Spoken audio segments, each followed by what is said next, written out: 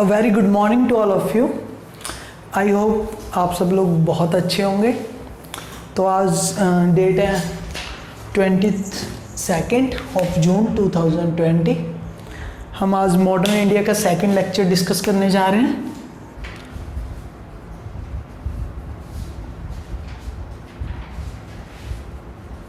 Modern India का जो second lecture है ये बहुत ही इंपॉर्टेंट होने वाला है फ्रेंड्स। मे बी ये लेक्चर थोड़ा सा लंबा चला जाए, बट मैं ये बात की श्योरिटी देता हूँ, अगर आपने ये लेक्चर पूरा कंप्लीट देखा तो मॉडर्न इंडिया में आपको फ्यूचर में कोई दिक्कत नहीं आने वाली है, क्योंकि ये लेक्चर इसी हिसाब से मैंने बनाया है और ये मोस्टली स्पेक्ट्रम को मैंने फॉलो किया है। मैं आपको बता देता हूँ, जो एक बहुत ही स्टैंडर्ड बुक मानी जाती है मॉडर्न के लिए। ठीक है, अगर आपने ये लेक्चर बहुत अच्छे तरीके से देखा और हर एक चीज़ को रिलेट किया, तो जैसे हमारे चैनल का नाम है स्टडी विद अंडरस्टैंडिंग, तो आपको एक प्रॉपर अंडरस्टैंडिंग हो जाएगी मॉडर्न इंडिया की। फिर आपको कभी मॉडर्न इंडिया में कोई दिक्कत नहीं आएगी, कोई क्वेश्चन कोई डाउट आपका नहीं रहेगा। ठीक है फ्रेंड्स, तो स्टार्ट करते हैं मॉडर्न इंडिया का सेकंड लेक्चर। तो जैसे कि हमने फर्स्ट लेक्चर में देखा था कि ब्रिटिश कैसे स्टार्ट हुए, जो यूरोपियंस थे। सबसे पहले देखा था कि यूरोपियंस इंडिया में आए और उन्होंने सी रूट की खोज की, तो उनको क्या क्या रीजंस थे जो उनको सी ट्रेड करने, क्योंकि अरब्स और टर्क्स उनको जो ट्रेड हो रही थी उनकी लैंड रूट से कॉन्स्टेंटिनोपल पे उनका कब्जा हो गया था, तो ट्रेड में काफ़ी सारी प्रॉब्लम्स उनको आने लगी। तो जैसे इनको ट्रेड में प्रॉब्लम आने लगी तो उन्होंने सी रूट की डिस्कवरी की। फिर पोर्टुगीज़ आए, फिर धीरे धीरे डच आए, फिर उसके बाद ब्रिटिश आए। ब्रिटिश ने डच को इन्वेड किया ज़्यादातर, फिर उसके बाद ब्रिटिश ने फ्रांस को हराया। फिर फ्रांस को हराने के बाद ब्रिटिश की सुप्रीमेसी इस्टेब्लिश हो गई। ठीक है, तो ये हमने कल के लेक्चर में कंप्लीट कर लिया था। तो हम आज का लेक्चर जो देखेंगे वो हमारा फर्स्ट हेडिंग होगा, जो वो होगा India on the eve of British conquest, यानी कि जो इंडिया है उस टाइम का, वो ब्रिटिश के टाइम पे कैसा था India on the eve of British conquest. ठीक है फ्रेंड्स, हम इस हेडिंग के अंडर पढ़ेंगे कि जो इंडिया की पोजीशन थी उस टाइम पे, इंडिया में क्या चल रहा था जब ब्रिटिश ने रूल किया।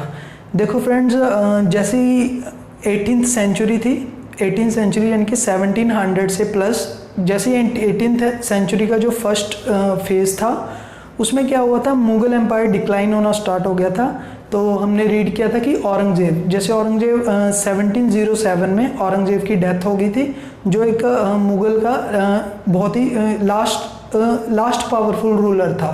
तो उसकी डेथ के बाद क्या हुआ, जो मुगल एम्पायर डिक्लाइन होना स्टार्ट हो गया। और जो कुछ औरंगजेब की पॉलिसीज़ थी वो रिलीजियस पॉलिसीज़ अच्छी नहीं थी, जो हिंदुओं के अगेंस्ट थी, इनटॉलरेबल थी। तो उस पॉलिसीज़ और जो कुछ की एडमिनिस्ट्रेटिव पॉलिसीज़ थी उन्होंने भी मुगल एम्पायर को डिक्लाइन करने में काफ़ी कंट्रीब्यूशन किया था, जैसे हमने पढ़ा। तो उसके बाद जो उनके सक्सेसर्स थे वो लेटर मुगल्स थे, वो एक वीक सक्सेसर्स थे, उसकी वजह से भी मुगल एम्पायर डिक्लाइन होना स्टार्ट हो गया। तो मुगल एम्पायर के सामने उस टाइम दो चैलेंजेस थे।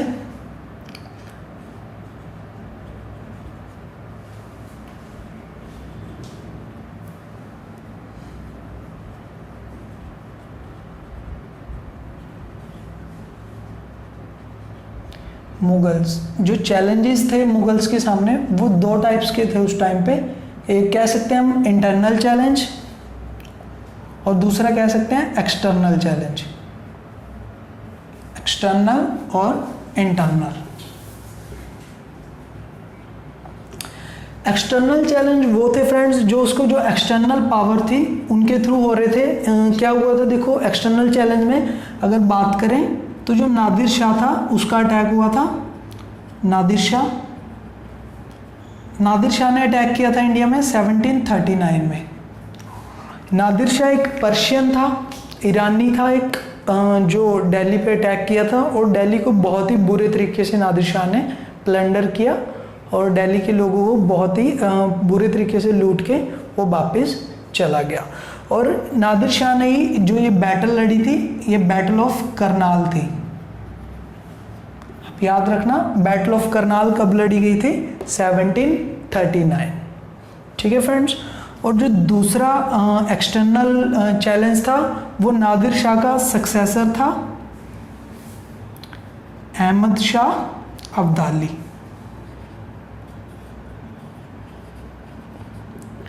जो अहमद शाह अब्दाली था वो नादिर शाह का ही आगे सक्सेसर था। ये भी अफगान था और पर्शिया के थ्रू ही आया था। इसने क्या किया, इंडिया को जो 1784 से लेके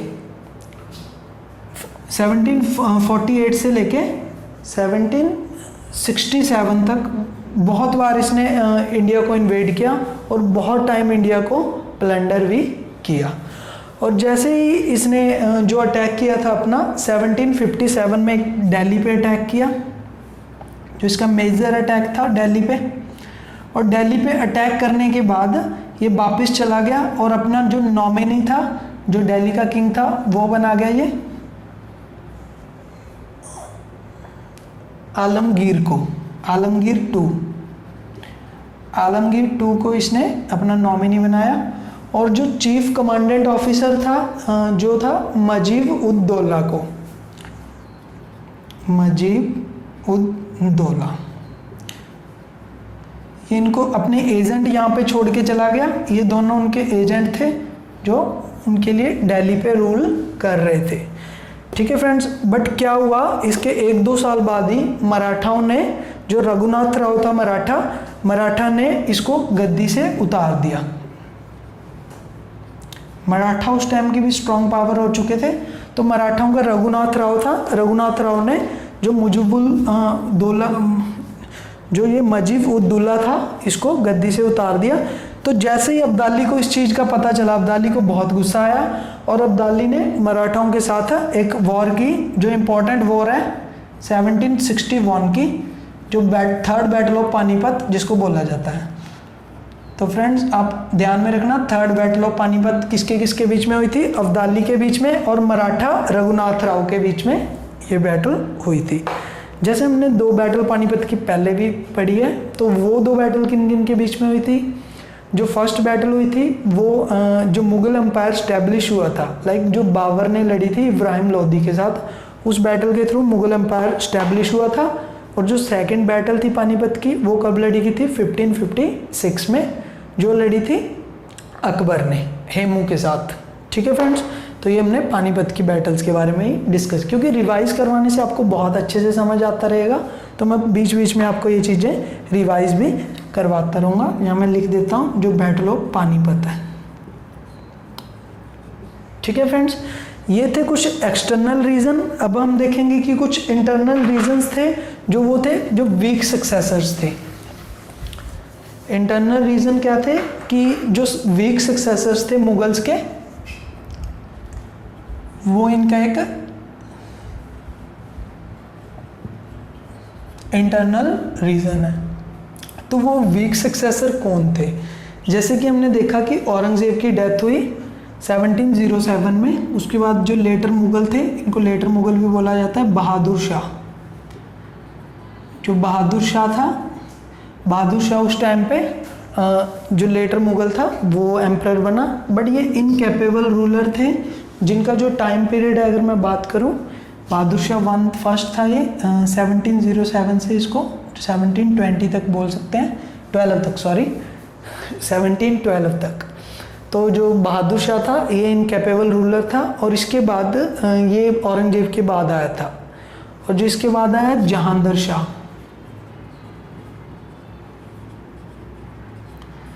जहांगीर शाह ने जो रूल किया वो 1712 से स्टार्ट किया। बट क्या हुआ, जहांगीर शाह को जो फारूक शायर था, फारूक शायर, उसने जो सैयद ब्रदर्स थे, 2 सैयद ब्रदर्स थे फ्रेंड्स, उनको किंग मेकर भी बोला जाता है। तो उनकी हेल्प से उन्होंने जहांगीर शाह को मार दिया। और इसका टाइम पीरियड सिर्फ 1713 तक ही रहा। और उसके बाद जो फारूक शायर था खुद गद्दी पे बैठ गया, फारूक शायर। ठीक है, ये 1713 पे खुद गद्दी पे जहांगीर शाह को मार के बैठ गया। ये फारूक शायर के टाइम कुछ इंपॉर्टेंट इवेंट्स भी हुए थे, लाइक अगर हमें याद हो तो फारूक शायर ने जो फरमान इशू किया था जो ईस्ट इंडिया कंपनी को फ्री ट्रेड का, वो फारूक शायर ने ही किया था 1717 में। ये इंपॉर्टेंट क्वेश्चन है। 1717 में जो इसने अपने टाइम पे, जो इसका टाइम पीरियड रहा वो 1719 तक रहा। ठीक है फ्रेंड्स, तो इसने एक तो फरमान इशू किया था और दूसरा इसने क्या किया था, जो जजिया और जो पिलग्रिम टैक्स थे, इसकी जो पॉलिसीज थी रिलीजियस पॉलिसी, वो बहुत ही ज़्यादा टॉलरेबल थी। तो इसने जो जजिया टैक्स था जो नॉन मुस्लिम्स पे लगाया जाता था, और पिलग्रिम टैक्स, उसको अबॉलिश कर दिया था। ठीक है, ये दोनों टैक्सेस ने अबॉलिश कर दिए थे। तो जैसे कि हमने देखा कि फारूक शायर जहांगीर को मारने के बाद गद्दी पे बैठा with the help of Syed brothers. तो उसके बाद एक रूलर आया नेक्स्ट, मोहम्मद शाह।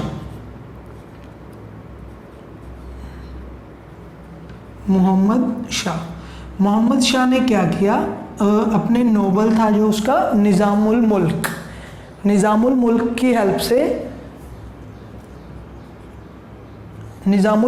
हेल्प से क्या किया, जो फारूक शायर को किंग बनाने वाले थे सैयद ब्रदर्स, उनको मरवा दिया और उसके बाद खुद गद्दी पे मोहम्मद शाह बैठ गया। और जो मोहम्मद शाह था उनका टाइम पीरियड रहा 1719 से 48 तक। जो मोहम्मद शाह था बहुत टाइम पीरियड तक रहा, पर इसको मोहम्मद शाह रंगीला भी बोला जाता है। मोहम्मद शाह को रंगीला क्यों बोला जाता है? रंगीला इसलिए बोला जाता है क्योंकि ये बड़ा ही मस्त बंदा था, कोई एडमिनिस्ट्रेशन की कोई चिंता नहीं, कोई दुनियादारी की कोई चिंता नहीं, अपना मस्ती में रहता था, इसलिए इनको मोहम्मद शाह रंगीला भी बोला जाता है। और इनके ही टाइम पे जैसे हमने देखा कि जो नादिर शाह ने आक्रमण किया था वो इस टाइम पीरियड के अंडर आता है। इनके टाइम पे जो 1739 में बैटल ऑफ करनाल लड़ी गई थी, हमने ऑलरेडी इस साइड डिस्कस किया कि जो बैटल ऑफ करनाल थी वो इनके टाइम पीरियड पे ही लड़ी गई थी। और एक उसके बाद क्या हुआ, जैसे इन्होंने निज़ामुल मुल्क की हेल्प से, मैंने बताया आपको कि निज़ामुल मुल्क की हेल्प से इन्होंने वो किया था, तो निज़ामुल मुल्क ने 1724 में क्या किया था, निज़ाम उल मुल्क। तो निज़ामुल मुल्क ने 1724 में जब इसने देखा कि ये एडमिनिस्ट्रेशन सही नहीं है, तो उसने हैदराबाद में जाके हैदराबाद को एक इंडिपेंडेंट किंगडम बना लिया। ठीक है फ्रेंड्स, तो जैसे कि हमने देखा था जो इनके सक्सेसर्स भी वीक थे, उसके बाद जो मुग़ल एम्पायर था उसकी डिवीज़न स्टार्ट होगी, तो ये हैदराबाद उनकी डिवीज़न में ही एक पार्ट आता है। इनके बाद मोहम्मद शाह के बाद कुछ और आए, जैसे अहमद शाह, यहाँ पे मैं लिख देता हूँ, मोहम्मद शाह के बाद है अहमद शाह।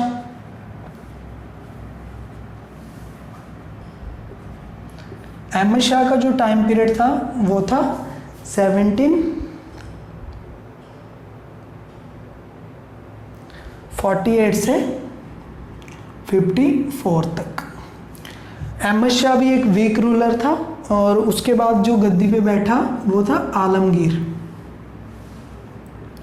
आलमगीर का जो टाइम पीरियड है वो 1754 से 58 के बीच में है।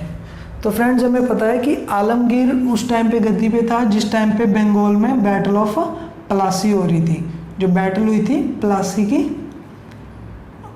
बंगाल में हुई थी, वो हुई थी 1757 में। तो इस चीज़ को रिलेट करके देखो, जैसे बैटल ऑफ प्लासी हो रही है वो हुई है बंगाल में। उस टाइम पे बंगाल का नवाब कौन था? सिराजुद्दौला। और उस टाइम पे जो दिल्ली का नवाब था वो कौन था? आलमगीर। ठीक है फ्रेंड्स, उसके बाद आलमगीर के बाद जो दिल्ली का सुल्तान बना वो बना शाह आलम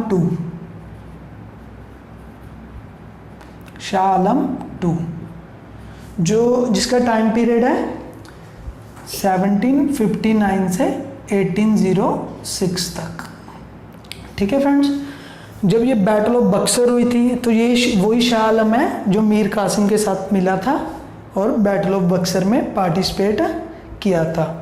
और जो थर्ड बैटल ऑफ पानीपत हुई थी 1761 में, हमने डिस्कस किया कि थर्ड बैटल ऑफ पानीपत हुई थी जो अब्दाली, उस टाइम पे दिल्ली का शासक कौन था? शाह आलम II था। देखो बैटल ऑफ पानीपत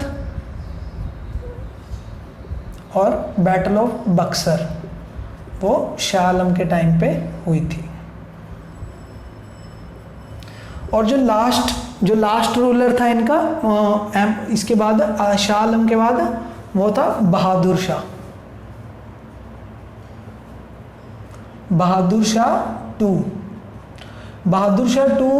जो रूलर था उनका टाइम पीरियड था 1837 से 1857।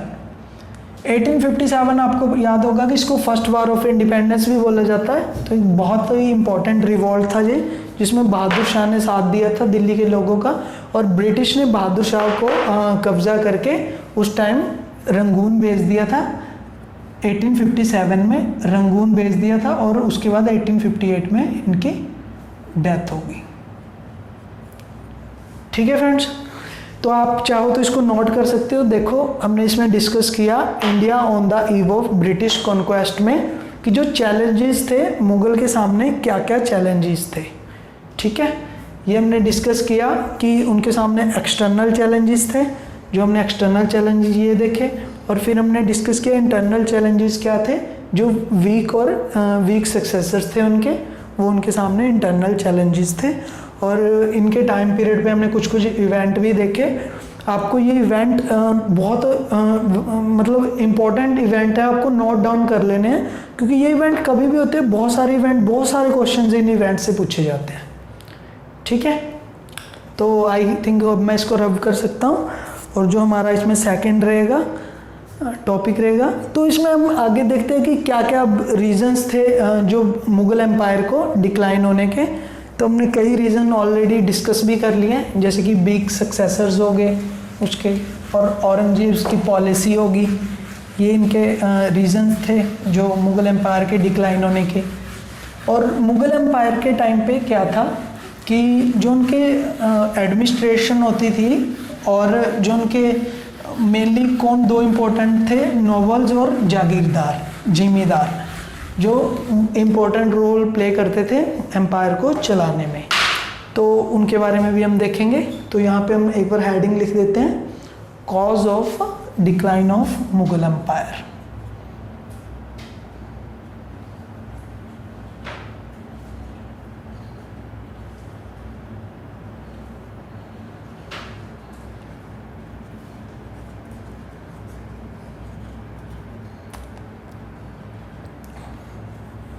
कि क्या क्या कॉज थे। जैसे फर्स्ट कॉज हमने डिस्कस किया कि जो औरंगजेब की पॉलिसीज थी, जो रिलीजियस पॉलिसीज लगा लो, एडमिनिस्ट्रेटिव पॉलिसीज थी, वो अच्छी नहीं थी, वो कारण था। और दूसरा जो इनके वीक सक्सेसर्स थे, वो इनका कारण था। और वीक सक्सेसर्स की वजह से क्या हुआ, जो इनका मुगल एम्पायर है वो डिवाइड होना स्टार्ट हो गया। ठीक है फ्रेंड्स, और दूसरा रीजन है वो शिफ्टिंग एलिगेंस ऑफ जिमीदार। मैं क्लियर करता हूं आपको क्या चीज़ है ये, shifting elegance of zamindars.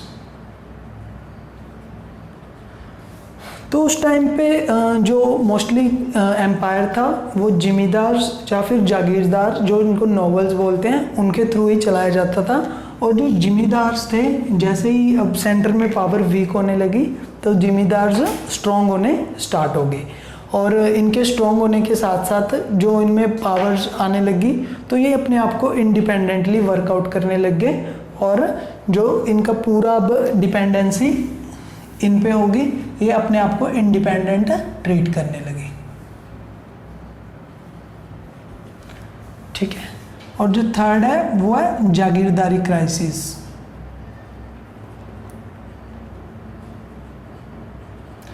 जागीरदारी crisis क्या है? जागीरदार्स को नोबल्स भी बोलते हैं। इनको क्या था, एक बड़े बड़े जो लैंड का जागीर्स का पार्ट होता था वो दे दिया जाता था हैंडल करने को, और उसके बाद इनकी जैसे ही पावर इमर्ज होने लगी तो जो जागीरदार थे एक इंडिपेंडेंट सक्सेसर्स उभर के आए, जैसे कि हमने डिस्कस किया लाइक हैदराबाद में निज़ामुल मुल्क, हैदराबाद में निज़ामुल मुल्क उभर के आया था, तो वैसे ही बंगाल और अवध में भी अपना इंडिपेंडेंट सक्सेसर्स उभर के आए। और जो फोर्थ रीजन माना जाता है वो राइज ऑफ रीजनल एस्पिरेंट, और कुछ जो रीजनल पावर्स थी, जो रीजनल एस्पिरेंट थे वो भी इमर्ज होके आने स्टार्ट हो गए।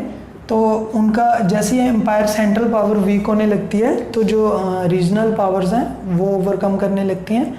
तो इसमें कौन कौन थे? जाट, सिख, और जो थर्ड थे वो थे मराठा। मराठा भी एक स्ट्रॉन्ग पावर उस टाइम पे इमर्ज होके आए थे। ये भी एक मुगल एम्पायर के वीक होने का रीज़न माना जाता है। और फिफ्थ एंड लास्ट जो कॉज था इनका वो था इकोनॉमिक एंड एडमिनिस्ट्रेटिव प्रॉब्लम्स। तो इकोनॉमिक एंड एडमिनिस्ट्रेटिव प्रॉब्लम्स क्या थी? इसमें ये था कि जो लैंड थी, हमने देखा कि बहुत सारे जिमीदार्स में डिवाइड होनी स्टार्ट हो गई थी, तो बहुत सारे जिमीदार्स, नंबर ऑफ जिमीदार्स इमर्ज होके आने लगे। जैसे ही नंबर ऑफ जिमीदार्स बढ़ने लगे तो उनके जो हिस्से में आने वाली लैंड थी उसका जो रेशो था वो कम होने लगा, बट उनको उतना ही जो जिनकी टैक्स वसूलने की आदत थी तो उन्होंने कम लैंड पे ज़्यादा टैक्स वसूलना स्टार्ट कर दिया। इससे क्या हुआ, जो पीजेंट्स के साथ इनका कॉन्फ्लिक्ट होना स्टार्ट हो गया। अब पीजेंट के साथ जैसे ही उनका कॉन्फ्लिक्ट स्टार्ट हुआ तो एग्रीकल्चर क्राइसिस होने स्टार्ट हो गए और इकोनॉमिकल और एडमिनिस्ट्रेटिव प्रॉब्लम्स स्टार्ट हो गई। ठीक है फ्रेंड्स, ये हमने इस टॉपिक के अंदर पढ़ा कि जो cause of decline of Mughal empire थे वो क्या क्या थे। ठीक है, अभी हम जो नेक्स्ट टॉपिक पढ़ेंगे वो पढ़ने वाले हम राइज ऑफ रीजनल स्टेट्स। जैसे कि हमने देखा कि मुगल एम्पायर डिक्लाइन होना स्टार्ट हो गया, तो उसके डिक्लाइन होने के साथ साथ बहुत सारी स्टेट्स राइज होनी स्टार्ट हो गई, और वो राइज कैसे कैसे हुई हम ये सब डिस्कस करने वाले हैं इसमें।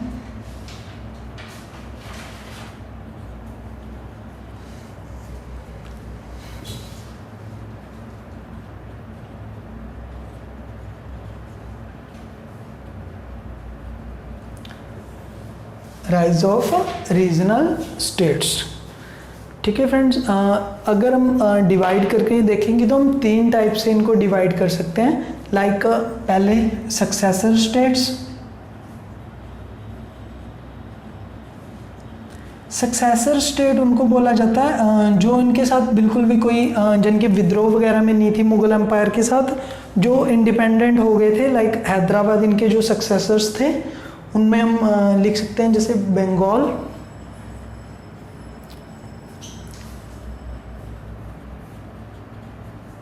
हैदराबाद और अवध। ये इनके तीन सक्सेसर स्टेट्स थे। मैं आगे इनके बारे में एक्सप्लेन करूंगा। एक बार मैं इस चीज़ को लिख दूं कि जैसे सक्सेसर स्टेट इमर्ज हो गए थे, और उसके बाद कुछ इंडिपेंडेंट किंगडम्स थे। जो प्रोविंस इतने स्ट्रॉन्ग हो गए थे वो अपने आप को इंडिपेंडेंट मानने लग गए थे, तो कुछ इंडिपेंडेंट किंगडम्स इमर्ज हो के आए। और इन इंडिपेंडेंट किंगडम्स में कौन कौन था? जैसे मैसूर, केरला और थे राजपूत स्टेट्स, जो राजपूत का एरिया था। और कुछ इंडिपेंडेंट स्टेट ये ऑलरेडी एग्जिस्ट करते थे, बट इसके साथ साथ कुछ न्यू स्टेट्स भी इमर्ज हो के आए थे, तो उसको हम न्यू स्टेट्स।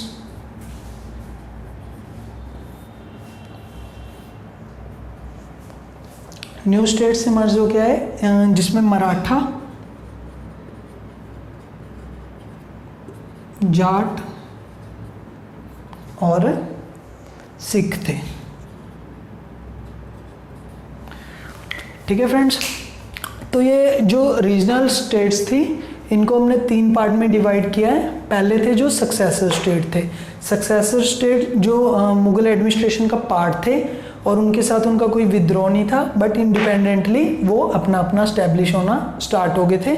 और फिर उसके बाद हम पढ़ेंगे इंडिपेंडेंट किंगडम्स, जो प्रोविंस थे, यानी कि ये मेन इनके प्रोविंस थे जो प्रोविंशियल, उसके बाद ऑटोनॉमी स्टार्ट हो गई थी। तो provincial kingdom like Mysore, Kerala और राजपूत स्टेट्स थे, वो उभर के आए। और इसके साथ साथ कुछ जो स्टेट्स पहले एग्जिस्ट नहीं करते थे उनकी भी टेरिटरी उनका स्ट्रॉन्ग होना स्टार्ट हो गया, वो इमर्ज हो के आए, जैसे मराठा, जाट और सिख। ठीक है फ्रेंड्स, ये इमर्ज हो के आए। तो सक्सेसर स्टेट में हम सबसे पहले पढ़ने वाले हैं बंगाल। बंगाल में क्या था कि बंगाल का जो इंडिपेंडेंट नवाब था वो था मुर्शिद कुली खां।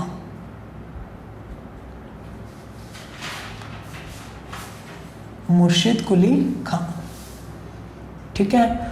मुर्शिद कुली खान ने जो बंगाल में आया वो था 1700 में और 27 तक ये बंगाल में रहा। फिर इसके बाद जो बंगाल का नवाब बना, इसका बेटा मुर्शिद कुली खां का, वो था सुजाउद्दीन। सुजाउद्दीन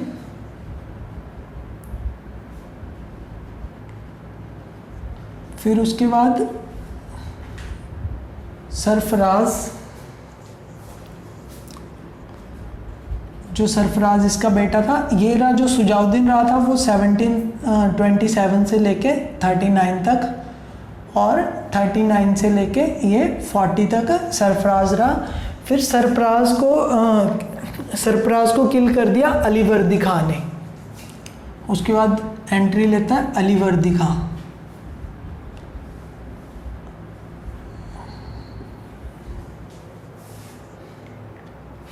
अलीवर्दी खां कौन था? अलीवर्दी खां बंगाल का जो रीजन था उस टाइम पे, जो उस टाइम पे बंगाल का रीजन था, वो बंगाल क्या क्या कवर करता था? बंगाल में जैसे बिहार, आज का जो बांग्लादेश है, वेस्ट बंगाल है आज का, और जो बांग्लादेश है, और प्लस उड़ीसा, ये सारा रीजन उस टाइम पे बंगाल की टेरिटरी माना जाता था।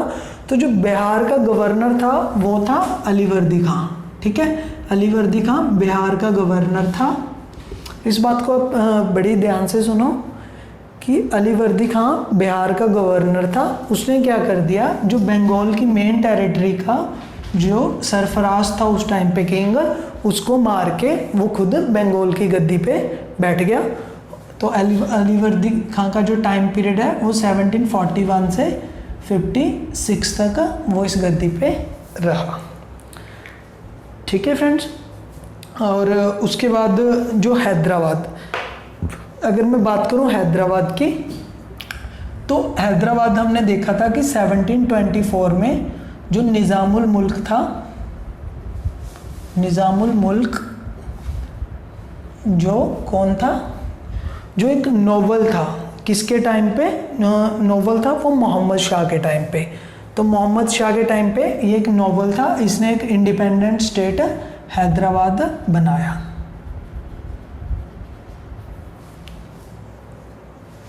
ठीक है, और ये हमने कहाँ पढ़ा था? ये हमने हैदराबाद उस टाइम भी पढ़ा था कि ये इसको आसफ जहां, निज़ामुल मुल्क को क्या बोला जाता है? आसफ जहां भी बोला जाता है, आसफ जहां। जब हमने मराठा बैटल्स में पढ़ा, जो कर्नाटिक वॉर्स थे, हमने उनमें पढ़ा था कि जो आसफ जहां था, आसफ जहां कौन था? आसफ जहां हैदराबाद में था। जो जैसे जब वॉर हुई थी फ्रांस और उनकी, तो आसफ जहां ने हैदराबाद वाली साइड ये किनके साथ था?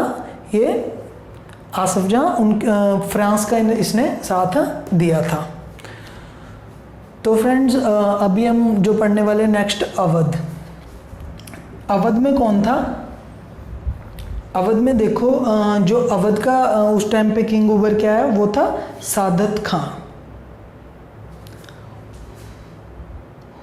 सादत खां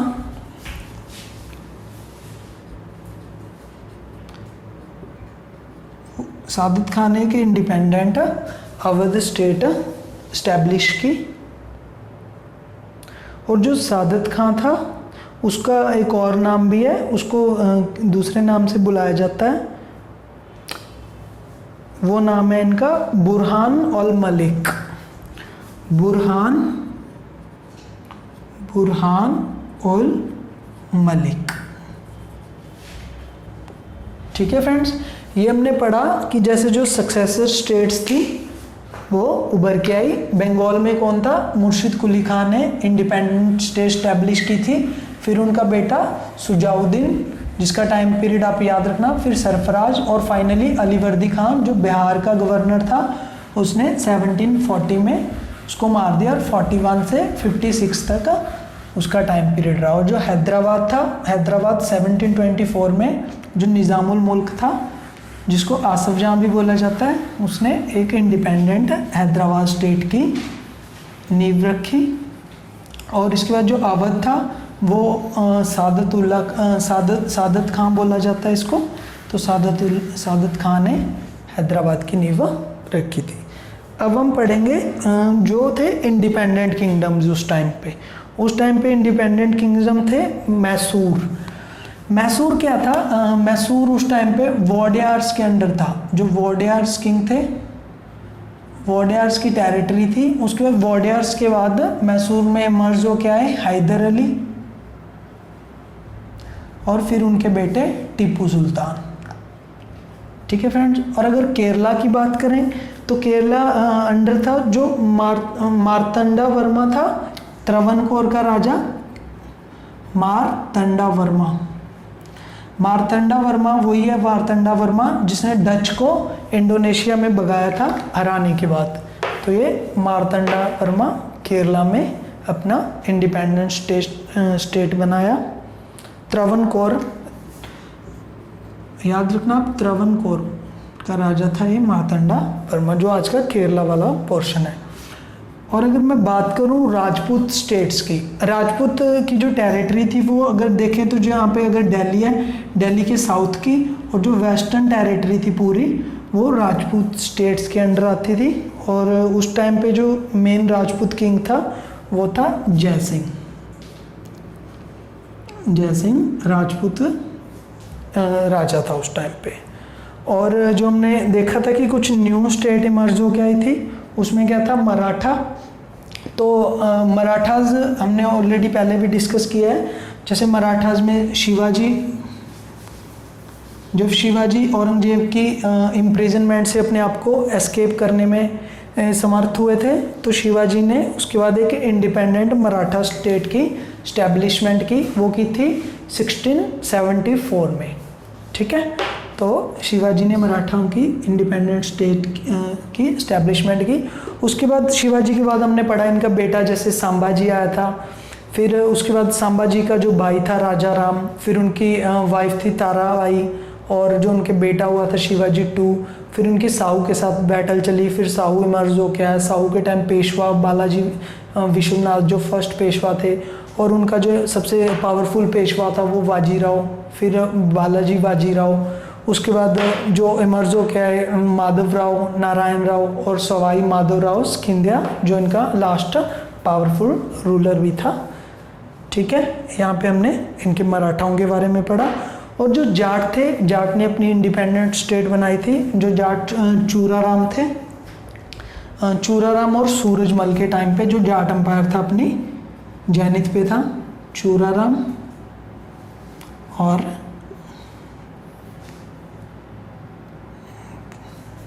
क्या बोला, सूरजमल, सॉरी, चूराराम और सूरजमल के टाइम पे जो मराठा एम्पायर था अपने जैनित पे था।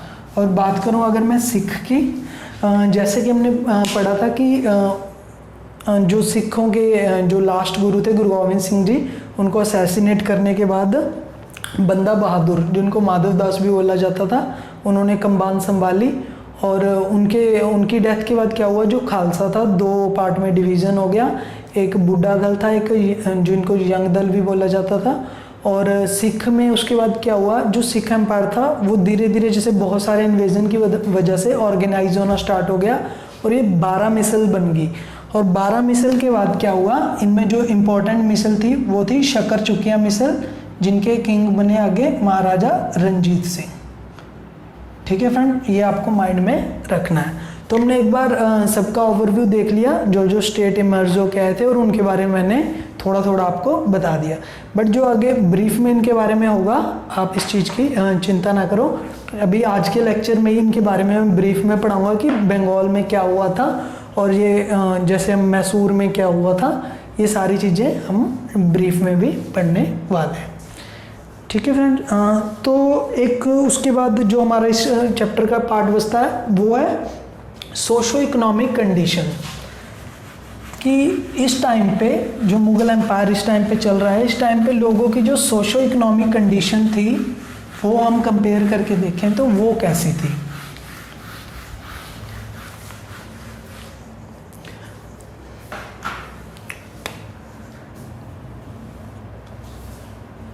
Socio economic conditions.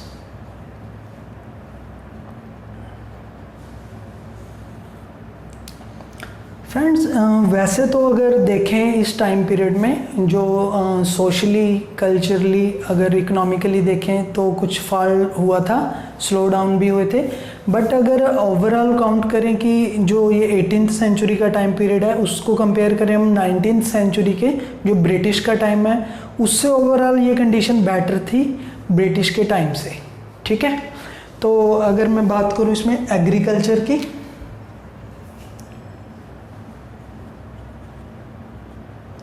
जो एग्रीकल्चर थी इस टाइम पीरियड पे, वो एग्रीकल्चर थी वो इस टाइम पे मतलब सेल्फ सफिशिएंट एग्रीकल्चर थी। और अगर बात करूँ इकोनॉमी सेल्फ सफिशिएंट थी हमारी। और जो मे बी वो उस टाइम पे क्या था कि साइंटिफिकली मेथड से एग्रीकल्चर नहीं होती थी, क्योंकि साइंटिफिक जो मॉडर्न टेक्निक्स हैं वो ब्रिटिश या यूरोपियंस ही लेके आए थे।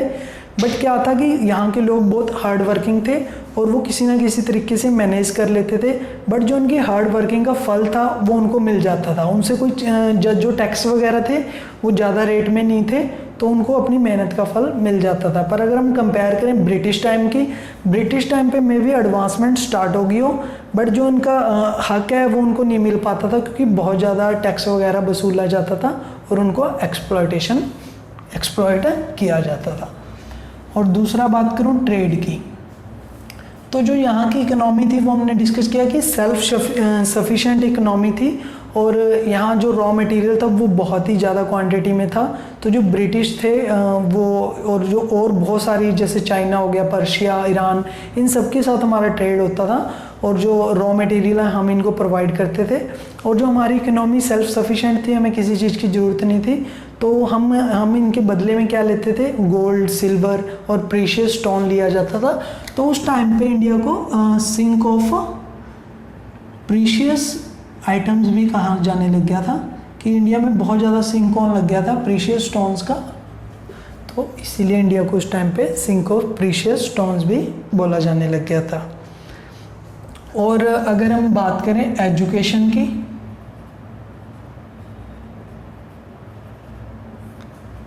जो ये टाइम पीरियड था एजुकेशन का, इस टाइम पे जो एजुकेशन थी वो सिर्फ लॉ, फिलॉसफी, लाइक ये चीज़ें, लिटरेचर, इन चीज़ों को पढ़ाया जाता था। बट जो साइंटिफिक पार्ट था एजुकेशन का, साइंस एंड टेक्नोलॉजी, वो यहाँ पे मिस था।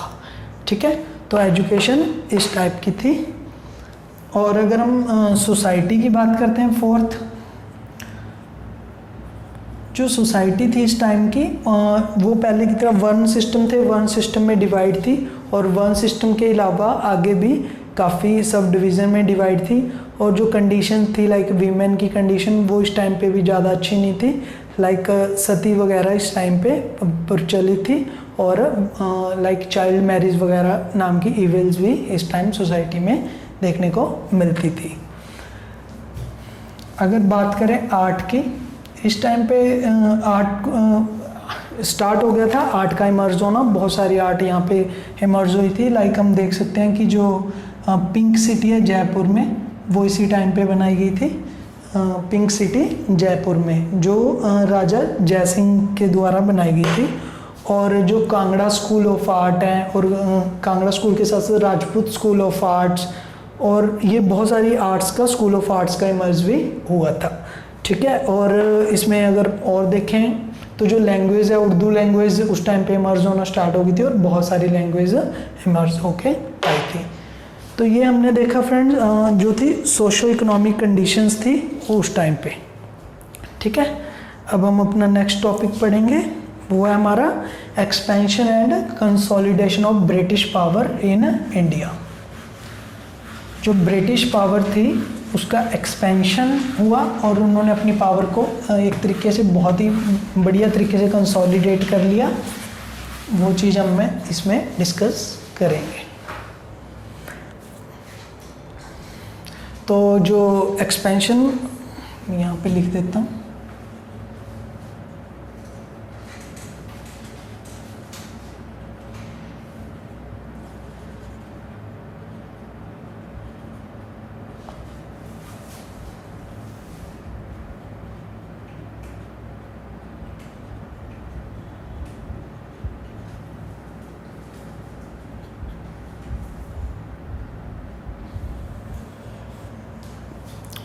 ठीक है फ्रेंड्स।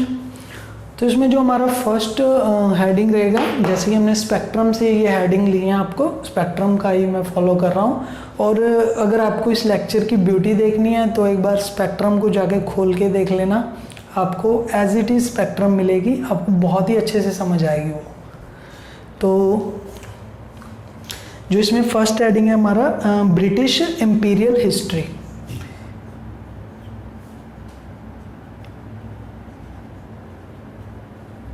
जो ब्रिटिश की इम्पीरियल हिस्ट्री है उसके बारे में देखेंगे कि ब्रिटिश जो पहले के टाइम पे उनकी क्या थे ब्रिटिश। तो जो ब्रिटिश की पॉलिसीज़ थी वो 2 फेजेस में डिवाइड थी। लाइक उन्होंने फर्स्ट फेजेस में क्या किया था, जो जैसे ये अटलांटिक ओशियन है तो अटलांटिक के वेस्ट साइड में फोकस किया अमेरिका पे, और वेस्ट इंडीज़ पे उन्होंने फोकस किया। और उसके बाद जो सेकंड फेज़ था उनका, उन्होंने ईस्टर्न साइड लाइक एशिया और अफ्रीका पे उन्होंने फोकस करना स्टार्ट कर दिया। ये था इनकी ब्रिटिश की जो इम्पीरियल हिस्ट्री थी।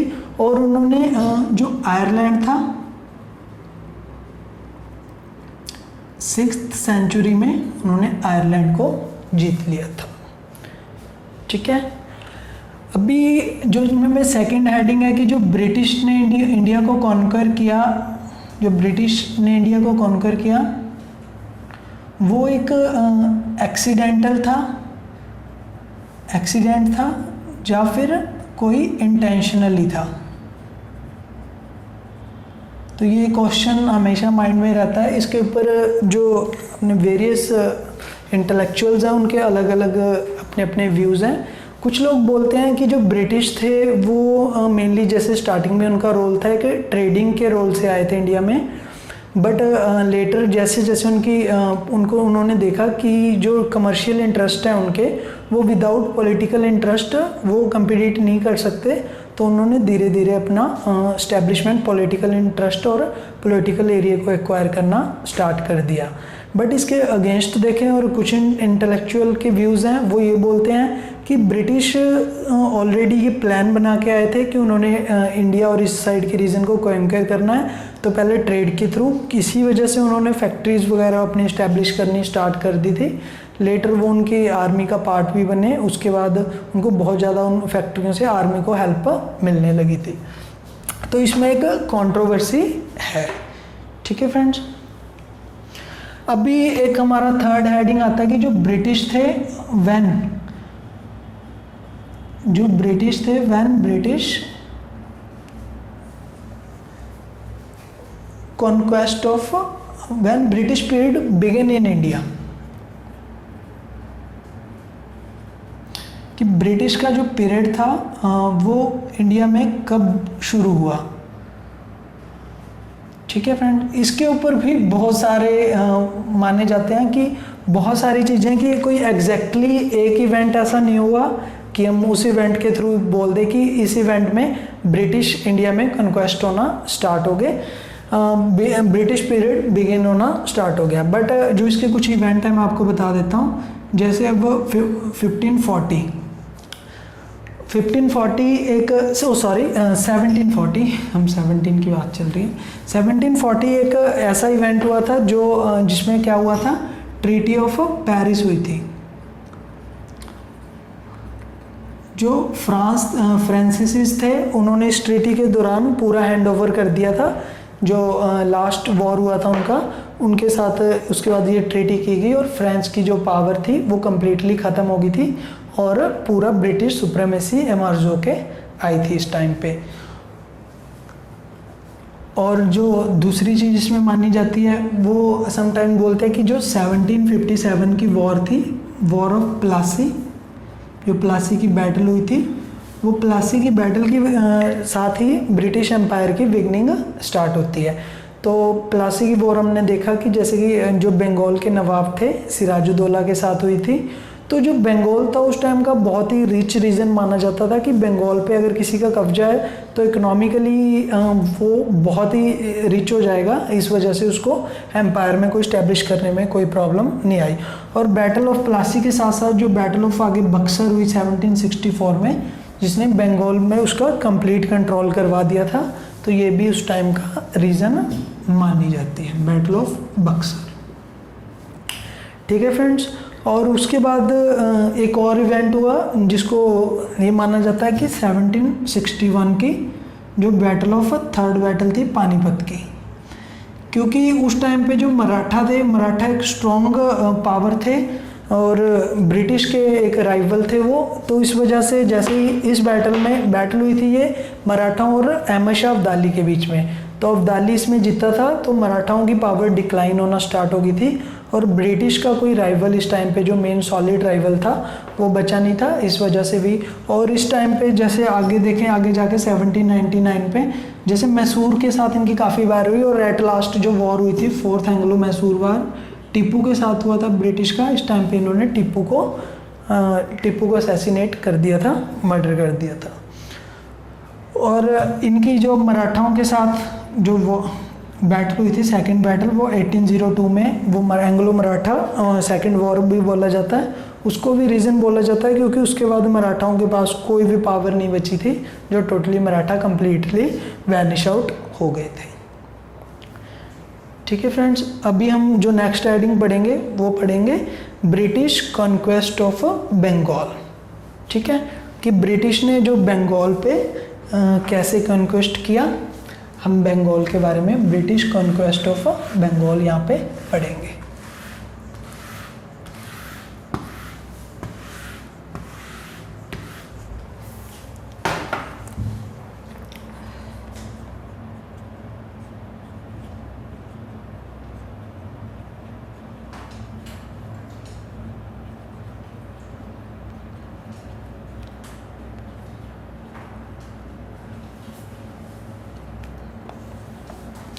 तो बंगाल के बारे में हमने देखा था कि जो बंगाल इंडिपेंडेंट स्टेट थी वो किसने इस्टेब्लिश की थी, मुर्शिद कुली खान ने।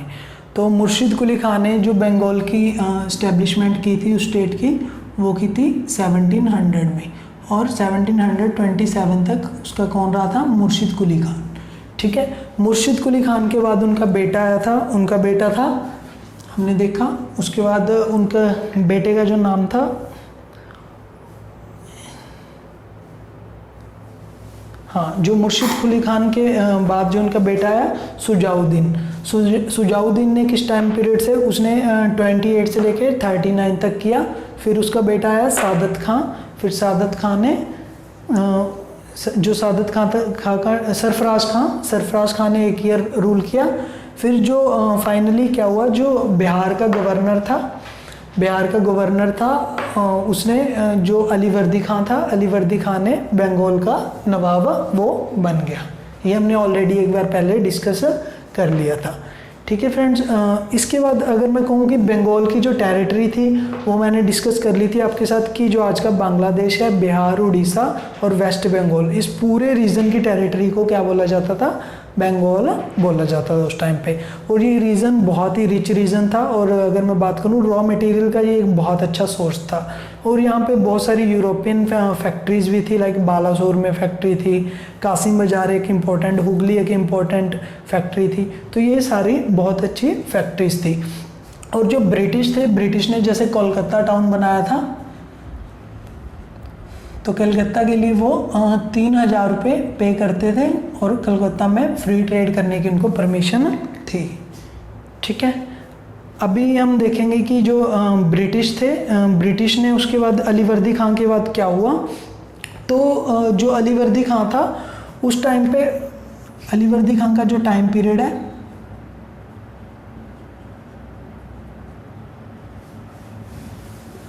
वो टाइम पीरियड अलीवर्दी खां का 1741 से 56 तक। तो अलीवर्दी खां बंगाल का नवाब बना। इनिशियल में क्या हुआ, वो ब्रिटिश को इतना अपने लिए खतरा नहीं मानता था, तो ब्रिटिश को अलीवर्दी खां ने जो फोर्ट विलियम है उनकी फैक्ट्री जो कलकत्ता में है, उनकी फोर्ट विलियम बनाने की परमिशन दे दी थी। बट लेटर क्या हुआ, लेटर जैसे ही उसको इस चीज़ का एहसास हुआ अलीवर्दी खां को कि ब्रिटिश मुग़लों के लिए बहुत आगे मतलब खतरा बन सकते हैं, बंगाल में बंगाल के लिए बहुत अच्छा मतलब खतरा बन सकते हैं, तो उसने जो अपना आगे सक्सेसर था वो था सिराजुद्दौला। सिराजुद्दौला क्या था इसका, जिनके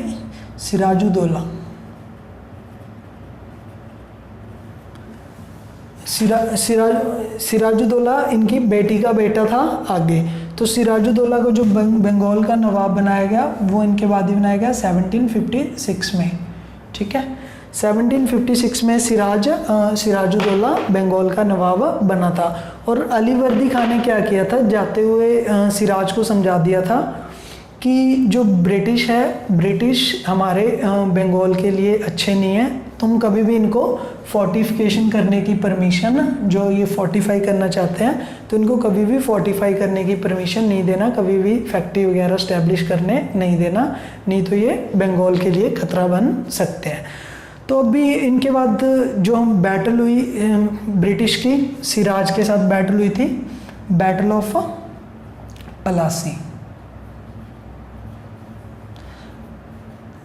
तो बैटल ऑफ प्लासी के क्या कारण थे, मैं बताता हूँ आपको। एक बैटल ऑफ प्लासी का, जो बैटल ऑफ प्लासी हुई थी 1757 में, बट इसके जो रीज़न थे वो क्या थे, देखो एक तो जो ब्रिटिश थे उस टाइम पे, ब्रिटिश ने क्या कर दिया था, इसके कई कॉजेज़ माने जाते हैं, जो कॉजेज़ माने जाते हैं कि जो ब्रिटिश थे उस टाइम पे इनको जो पास मिले हुए थे फारूक शहर के टाइम पे, जो फ्री ट्रेड के पासेस थे, तो ये अपने पास का मिसयूज़ करना स्टार्ट कर दिया था इन्होंने।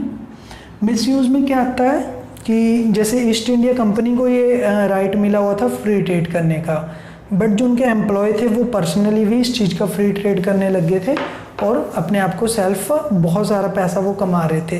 तो ये मिसयूज़ करने की वजह से जो बंगाल का रिवेन्यू था उसमें शॉर्टेज होने लगी थी। तो इस वजह से भी ये कारण बना कि जो सिराज था ब्रिटिश के साथ गुस्सा था। और जो दूसरा कारण था वो था फोर्टिफिकेशन। जो ब्रिटिश थे वो सिराज की परमिशन के अगेंस्ट इस जो फोर्ट विलियम था उसको फोर्टिफाई करना चाहते थे। अब तुम्हारे घर में कोई किसी ने रेंट पे रूम लिया हो और वो उस रूम के ऊपर कोई और फ्लोर बनाना चाहता हो विदाउट तुम्हारी परमिशन, तो तुम्हें तो गुस्सा आएगा ही ना। तो सिराज को भी सेम गुस्सा उस टाइम पे आया। और जो थर्ड चीज़ की बात करूं, उन्होंने कृष्णा देव को असाइलम दिया था। कृष्णा देव को उन्होंने पनाह दी थी। कृष्णा देव कौन था? कृष्णा देव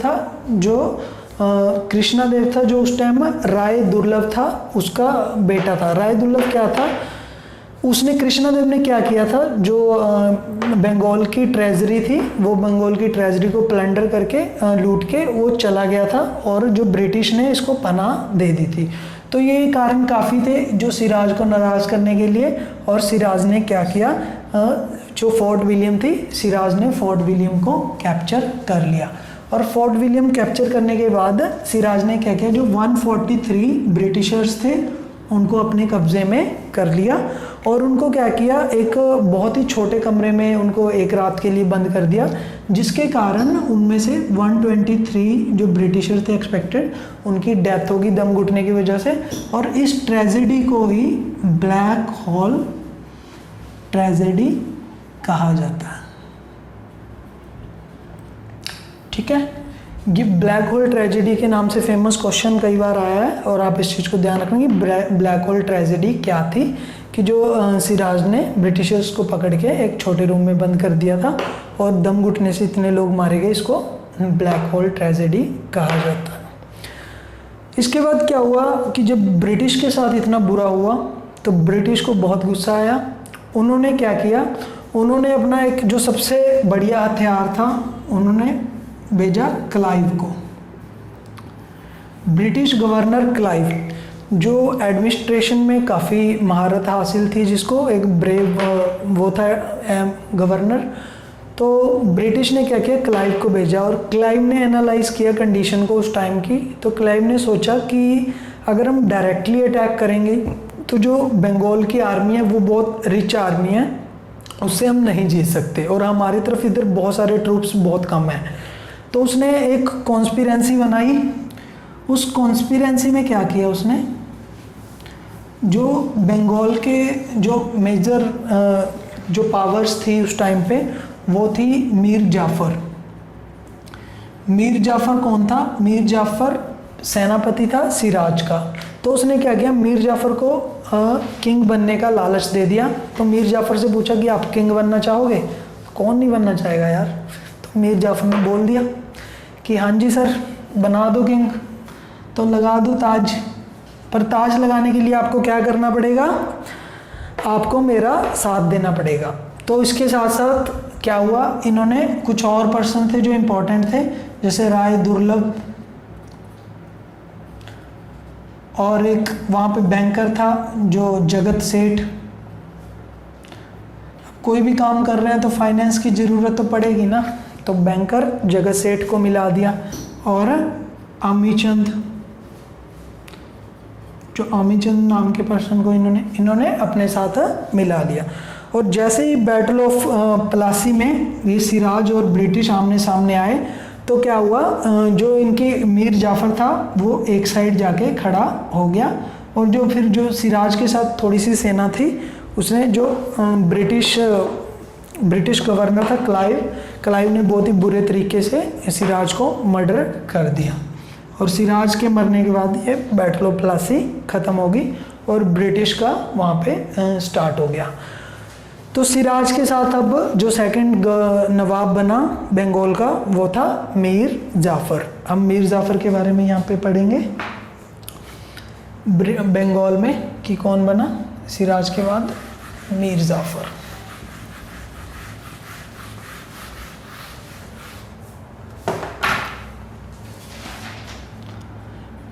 मीर जाफ़र को जब नवाब बनाया गया तो मीर जाफ़र बोला कि सरकार आपने तो हमें नवाब बना दिया, इसके बदले बोलो क्या चाहते हो। तो बहुत सारे पैसे, बंगाल का बहुत सारी मनी उसने ब्रिटिश को एज ए गिफ्ट में दे दी। बट क्या हुआ, जब वो देता गया आखिर एक दिन क्या हुआ कि जो वो क्लाइव के इंटरफेरेंस थे वो थक गया, और बिल्कुल जैसे ही वो थक गया तो बोला कि जा तो अपना संभाल लो, ये मेरे से ये अब नहीं बर्दाश्त होता, जा फिर इंटरफेयर करना बंद कर दो। तो क्लाइव ने क्या किया, क्लाइव ने कहा अच्छा बेटा ये बात होगी। तो उसके बाद क्लाइव ने कहा अब बताओ कौन बनना चाहता है, ये तो बेचारा थक गया है। तो इसके थकने के बाद उसने कहा, उसके बाद सामने आया मीर कासिम, बोला सर जी मेरे को बना दो। मीर कासिम कौन था, मीर कासिम था सन इन लॉ, इसका सन इन लॉ था। सन इन लॉ को बना दिया गया मीर कासिम को बंगाल का गवर्नर। अब मीर कासिम उस टाइम पे स्टार्टिंग में तो इनको देता रहा जैसे ये डिमांड करते रहे ब्रिटिश, बट मीर कासिम उस टाइम का जो बंगाल का नवाब था सबसे एबलेस्ट नवाब हुआ। उसने सोचा कि बंगाल को अगर ब्रिटिश से बचाना है तो कुछ षड्यंत्र या कुछ स्ट्रैटेजी बनानी पड़ेगी। उसने क्या किया, उसने देखा कि अगर मैं बंगाल में ज़्यादा रहूँगा तो ब्रिटिश के सामने रहूँगा तो अपना कुछ प्रिपेयर है जो ब्रिटिश से फाइट करने की वो नहीं कर पाऊँगा। तो इसने क्या किया, अपनी जो कैपिटल थी वो मुर्शिदाबाद थी, उसकी पहले कैपिटल, मुर्शिदाबाद से मुंगेर ले गया। ये मुंगेर कहाँ है, ये बिहार में। तो बंगाल का जो रीजन था उसने अपनी कैपिटल मुंगेर शिफ्ट कर दी। जैसे ही ब्रिटिश को पता चला कि भैया क्या बात है, दूर दूर जा रहे हो, कुछ आवाज़ हुआ, तो उसने बोला कि सर कुछ नहीं, बस थोड़ा सा मौसम ख़राब है, मौसम की वजह से शिफ्ट किया है। बट जो मुर्शिदाबाद से जैसे मुंगेर ले गया, उसके वहाँ पे इसने क्या किया, इसने जो आर्म फैक्ट्री थी वो इस्टेब्लिश कर दी और जो मिलिट्री को इंक्रीज करने लग गया, मिलिट्री स्ट्रेंथ इंक्रीज करने लग गया। तो ब्रिटिश को इसकी कॉन्स्पिरेंसी का आभास हो गया और ब्रिटिश ने इस पर हमला करके जो ये सारे रीजन थे ये एक्वायर कर लिए और मीर कासिम को फाइनली वहाँ से भागना पड़ा। तो मीर कासिम भागने के बाद मीर कासिम ने ली शरण, मीर कासिम अवध चला गया। अवध में कौन राज कर रहा था उस टाइम, जो उस टाइम का गवर्नर था अवध में, तो उसके पास उसने जाके पनाह ली। और जो अवध का गवर्नर था सुजाउद्दौला। तो मीर कासिम हुआ, सुजाउद्दौला से उसने पनाह ली। सुजाउद्दौला, ये सुजाउद्दौला आप इसको याद रखना यार, कहीं कंफ्यूज हो जाओ। और सिराजुद्दौला सुजाउद्दौला में, सुजाउद्दौला अवध का नवाब था उस टाइम पे। तो और जो दिल्ली में उस टाइम पे मुगल शासक था, जो ये बातें चल रही है अब हम देख रहे हैं, ये बैटल ऑफ बक्सर की बातें चल रही हैं। इनके बीच में बैटल ऑफ बक्सर हुई थी 1764 में, बैटल ऑफ बक्सर।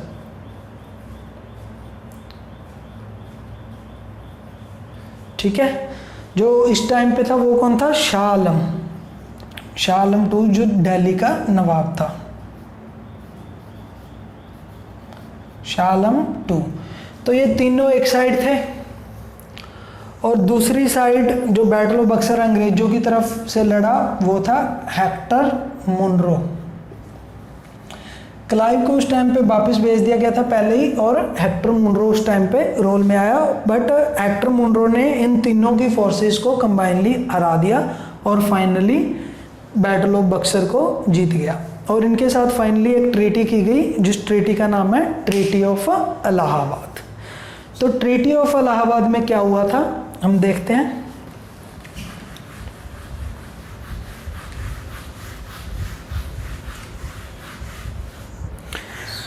जो इन तीनों के साथ ये ट्रीटी की गई ब्रिटिश ने, ट्रीटी ऑफ इलाहाबाद।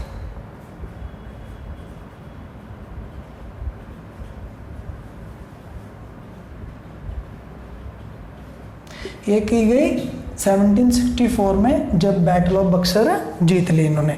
तो उसमें क्या कहा गया कि जो मीर कासिम था, मीर कासिम को अपने बंगाल के उससे डिथ्रोन्ड कर दिया गया और वो लवारिसों की तरह फिर घूमता गया। लास्ट फाइनली 1777 में वो उसकी डेथ हो गई। और जो अवध था, अवध के नवाब ने उसकी हेल्प की थी तो कुछ तो सज़ा उसको मिलनी चाहिए थी। तो अवध को बोला गया कि भैया भिजवा देना पैसे 50 लाख, तुम्हारा जो हमारा नुकसान हुआ है उसकी भरपाई करेंगे यहाँ से। और दूसरा जो इलाहाबाद था वो अवध से लेके बंगाल मुस्लिम जो रूलर था दिल्ली का, शाह आलम को दे दिया गया कि भैया यहाँ से जितना भी टैक्स मिलेगा हमें देते रहना, ठीक है। और शाह आलम के साथ उन्होंने क्या किया, शाह आलम को बोला कि जो बंगाल, बिहार, उड़ीसा में, बिहार उड़ीसा का जो पार्ट है कभी भी टेरिटरी है, हमसे कोई टैक्स नहीं लिया जाएगा। तो जो टैक्स फ्री वहाँ पे शासन करने लगी, ठीक है। तो जो ट्रीटी ऑफ इलाहाबाद थी इसने जो बंगाल पे पूरा कंट्रोल कर दिया। अब एक क्वेश्चन उठता है कि जो अवध था, अवध पे जो ब्रिटिश थे उन्होंने यानी कि उस पर कब्जा क्यों नहीं किया। तो अवध की इनकी ब्रिटिश की एक पॉलिसीज थी, जो पॉलिसी है रिंग फेंस पॉलिसी, उसमें भी इन्होंने कहा कि जो अवध था वो एक बफर स्टेट का काम करता था। बफर स्टेट में क्या होता है कि जैसे जो मराठा थे जैसे आपको मैं मैप में शो करूं, तो जैसे ये बंगाल है, ये अवध था रीजन, और यहाँ पे जो मराठा थे और अफगान थे, तो अवध बंगाल और मराठा के बीच में एक बफर का काम कर रहा था। तो इस वजह से इन्होंने इस चीज़ को as a buffer state independent रहा, इसके साथ हाथ मिला लिया और अलायंस कर लिया कि कल को हमारे बंगाल में कोई प्रॉब्लम ना हो। इस तरह से इन्होंने पूरे बंगाल पे कब्जा कर लिया। और जो ये गवर्नमेंट चली, इसको ड्यूल गवर्नमेंट भी बोला जाता है। ड्यूल गवर्नमेंट, जो ड्यूल गवर्नमेंट चली थी वो चली, जो टाइम पीरियड रहा ड्यूल गवर्नमेंट का 1765 से 72 तक। इस ड्यूल गवर्नमेंट में क्या था, जो ब्रिटिश थे उनके पास सिर्फ अथॉरिटी थी, उनको रिवेन्यू दीवानी राइट्स थे, लॉ का राइट्स था, पुलिस एंड ऑर्डर्स उनके हाथ में थे। बट जो जनता को मेंटेन करने का राइट था वो था सिर्फ बंगाल के गवर्नर के पास। मतलब ब्रिटिश के पास इस टाइम थी अथॉरिटी विदाउट रिस्पॉन्सिबिलिटी। जनता को कोई भी दिक्कत होती थी तो बंगाल के नवाब के पास जाओ, अगर कोई पैसे देने हैं तो हमारे पास आओ। Simple policy, dual government. ठीक है, आई होप आपको ये बहुत अच्छे से समझ आया होगा जो हमारा ये बंगाल का पोर्शन था। उसके बाद हम जो सेकंड चीज़ पढ़ेंगे वो पढ़ेंगे Mysore resistance of the company. ठीक है, अब बंगाल से अपग्रेड होके हम मैसूर चलेंगे। तो फ्रेंड्स, इंडिया घूमेंगे पूरा धीरे धीरे, चिंता ना करें। बंगाल तो आप लोगों ने घूम लिया, बंगाल के सारे दर्शन कर लिए, सब एंगल से अंडरस्टैंड कर लिया बंगाल को। तो अभी हम चलने वाले हैं मैसूर। तो चलो भैया मैसूर चलो। तो British conquest of Mysore.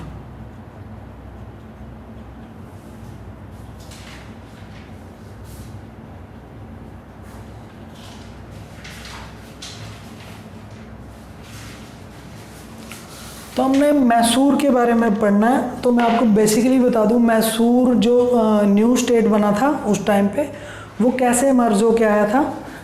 Mysore जो हमने उस टाइम भी पढ़ा था कि जो मैसूर था वो एक इंडिपेंडेंट स्टेट बना था उस टाइम पे।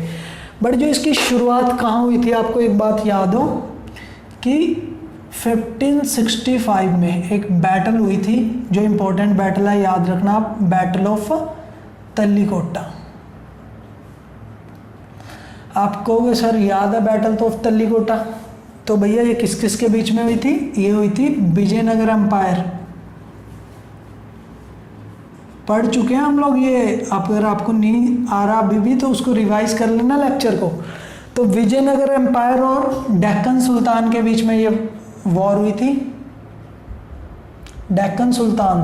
इससे विजयनगर एम्पायर क्या हो गया था, बहुत सारे स्मॉल किंगडम्स में डिवाइड हो गया था। तो उन स्मॉल किंगडम्स में एक जो वोडियार डायनेस्टी थी, जब वोडियार किंग थे उन्होंने क्या रखी, वोडियार डायनेस्टी की नींव रखी। इसको मैसूर डायनेस्टी भी बोला जाता है।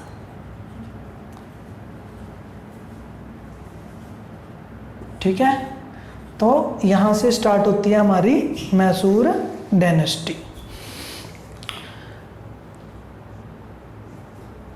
अगर बात करें वोडियार डायनेस्टी की, इसके बाद जो सेकंड हाफ था 18th सेंचुरी का, सेकंड हाफ में 18th सेंचुरी के एक पावरफुल किंग एमर्ज हो क्या है इनका, जो वोडियार डायनेस्टी को संभाला जिसने, वो था हैदर अली। और उसके बाद उसका बेटा आया जिसका नाम था टीपू सुल्तान। टीपू सुल्तान का एक कहना था कि बंदे को कि कह रहा, चूहे की जिंदगी 100 दिन जीने से अच्छा है शेर की जिंदगी 1 दिन जीना। ठीक है, ये टीपू सुल्तान ने बोला था। तो अगर बात करें हम, सबसे पहले आया इनमें हैदर अली।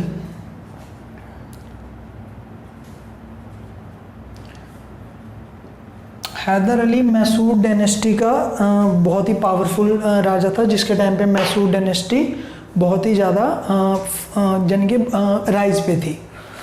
तो हैदर अली का इमर्जेंस कैसे हुआ, थोड़ा सा हैदर अली के बैकग्राउंड के बारे में मैं आपको बता देता हूँ। हैदर अली का जो जन्म हुआ था 1721 में हुआ और उसने अपना career as a horseman start किया था। जो मैसूर की सेना थी, मैसूर की आर्मी, मैसूर की जो आर्मी थी उस टाइम जो राज था वो वोडियार राजा का था और इसने अपना जो एज ए हॉर्समैन अपना कैरियर स्टार्ट किया था। बट इसमें जो कैपेबिलिटीज़ थी वो बहुत ही अच्छी कैपेबिलिटी, अनएजुकेटेड होने के ये एजुकेटेड नहीं था, अनएजुकेटेड होने के बावजूद भी जो हाई मिलिट्री स्किल्स थी इसके पास, और स्किल्स के साथ साथ इसके पास जो एनर्जी पोटेंशियल था वो बहुत ज़्यादा था। तो इसने देखा कि 1761 में इसको मौका मिला कि पहले हमने देखा कि जो वोडियार किंग था कृष्णदेवराय, जो वोडियार किंग था कृष्णदेव, उस टाइम का जो किंग था वो मेयर एक पपेट था जो वहाँ पे जो सिर्फ उनका पपेट बन गया था। किनका, ये दो पर्सन थे, ये थे निंजा राजा और देव राजा। निंजा राजा और देव राजा का जो मेयर पपेट का काम कर रहा था, निंजा राजा और देव राजा। तो पपेट का काम कर रहा था उस टाइम पे क्या हो रहा था कि जो निज़ाम था हैदराबाद का, हाँ जी हाँ, हैदराबाद का निज़ाम और मराठाओं ने जो मैसूर को बहुत ज़्यादा प्लंडर किया, बहुत ज़्यादा इन्वेजन किए और इस वजह से जो मैसूर की पावर थी उस टाइम पे बहुत ही ज़्यादा मैसूर वीक हो गया था। अभी मैसूर को कुछ एक सुप्रीम जो लीडर था, जो पावरफुल लीडर की ज़रूरत थी जिसकी वजह से मैसूर राइज कर पाए। तो उनका जो डिफेक्टो लीडर आगे सामने आया वो था हैदर अली। हैदर अली 1761 में mainly de facto leader as a उभर के आया। ठीक है, तो अभी हम हैदर अली के बारे में देखेंगे। तो जैसे ही हैदर अली उभर के आया, इसने सोचा कि अभी जो जिस टाइम पे ये उभर के आया था उस टाइम पे मराठा के इन्वेजन्स भी हो रहे थे और निज़ाम ऑफ हैदराबाद के इन्वेजन्स भी बहुत हो रहे थे। तो उसको काउंटर करने के लिए इसने अपनी जो आर्मी थी वो फ्रांस की हेल्प से उसको ट्रेन करना स्टार्ट कर दिया। उसने देखा कि मॉडर्न आर्मी के बिना काम नहीं चलने वाला, तो मॉडर्न आर्मी के लिए इसने फ्रांस की हेल्प भी ली और आर्मी को वो करना स्टार्ट कर दिया। बट हैदर अली के टाइम पे क्या हुआ, हैदर अली के टाइम पे जो एक मराठा था, जो एक बहुत ही पावरफुल मराठा था, वो उस टाइम पे क्या था, जो मराठास थे 1761 में जब हैदर आया था तो मराठाओं की वॉर हुई थी, पानीपत की थर्ड वॉर अहमद शाह अब्दाली के साथ। उस टाइम मराठा एम्पायर वीक था थोड़ा, बट क्या हुआ, जो मराठाओं ने धीरे धीरे पावर गेन की और जो इनका जो मोस्ट पावरफुल मराठा लास्ट में था वो था सवाई माधवराव। जो सवाई माधवराव था मराठा मेनली, उसने क्या किया, उसने जो मैसूर है, मैसूर पे बहुत बार आक्रमण किया और मैसूर को एक बहुत ही बुरे तरह से कई बार प्लंडर किया। 1764 में इसको प्लंडर किया, 1766 में किया, 1701 में किया। तो ये 3 बार इसने मराठा एम्पायर को इस टाइम पे प्लंडर किया और मैसूर को हराया और बहुत सारी टेरिटरी मैसूर की अपने अंडर कर ली। बट अनफॉर्चुनेटली 1772 में जो माधवराव थे वो परलोक सिधार गए। तो अब हैदर को याद आया भी जो पावरफुल राजा है वो तो चला गया, अब कुछ किया जाए। तो हैदर ने क्या किया, हैदर ने उसके बाद जो इस पे टेरिटरी पे, मराठा टेरिटरी पे राज किया और जितनी भी टेरिटरी इसकी लूटी थी वो सारी हैदर ने अपने साथ मिला ली और भी एक रिच साम्राज्य उसने बना लिया। ठीक है फ्रेंड्स, अब हम पढ़ेंगे जो एंग्लो मराठा वार हुए थे, एंग्लो मैसूर वार। अब ब्रिटिश के साथ भी हैदर के वॉर हुए। तो ब्रिटिश के साथ जो मैसूर के वॉर हुए वो 4 वॉर हुए Anglo Maratha war. 2 Maratha war थे वो उसमें लड़े हैदर अली ने और 2 लड़े उनके बेटे टीपू सुल्तान ने। ठीक है, तो हम देखेंगे हैदर अली ने क्या क्या किया था। जो फर्स्ट एंग्लो मराठा वॉर हुआ था, sorry Anglo Mysore war,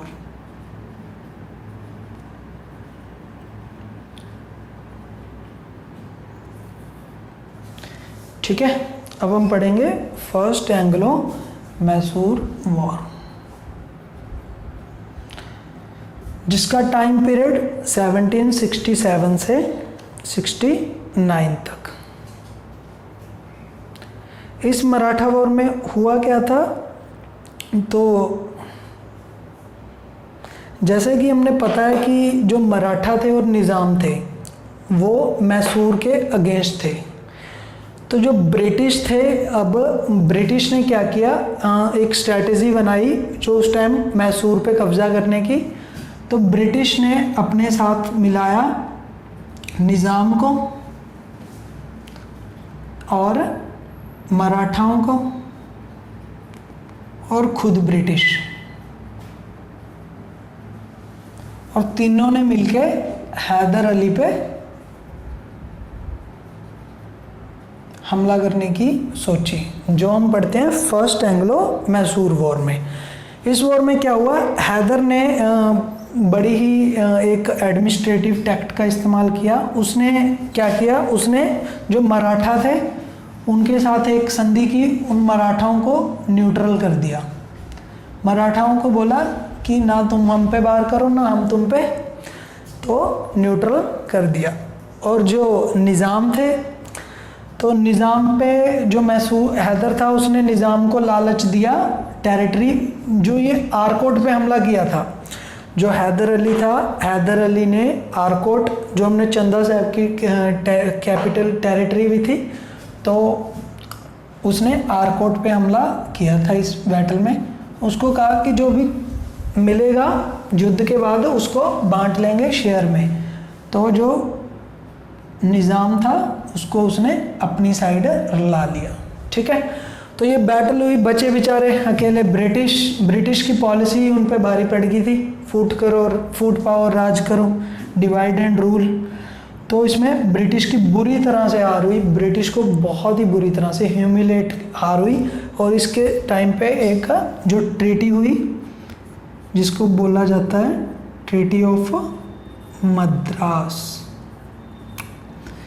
British के लिए ये ट्रीटी बहुत ही ज़्यादा ह्यूमिलेटिंग थी, जो 69 में हुई। आप इसका टाइम पीरियड नोट कर सकते हैं। ब्रिटिश के लिए बहुत ही ये ह्यूमिलेटिंग ट्रीटी थी और ब्रिटिश का बहुत ही इसमें लॉस हुआ, और इवन की कुछ टेरिटरीज वापस भी हैदर के द्वारा दे दी गई थी यहाँ पे, ठीक है। अभी आ जाओ सेकंड एंग्लो मैसूर वॉर पे। जो फर्स्ट एंग्लो मैसूर वॉर यहाँ पे हुआ, और जो सेकंड एंग्लो मैसूर वॉर था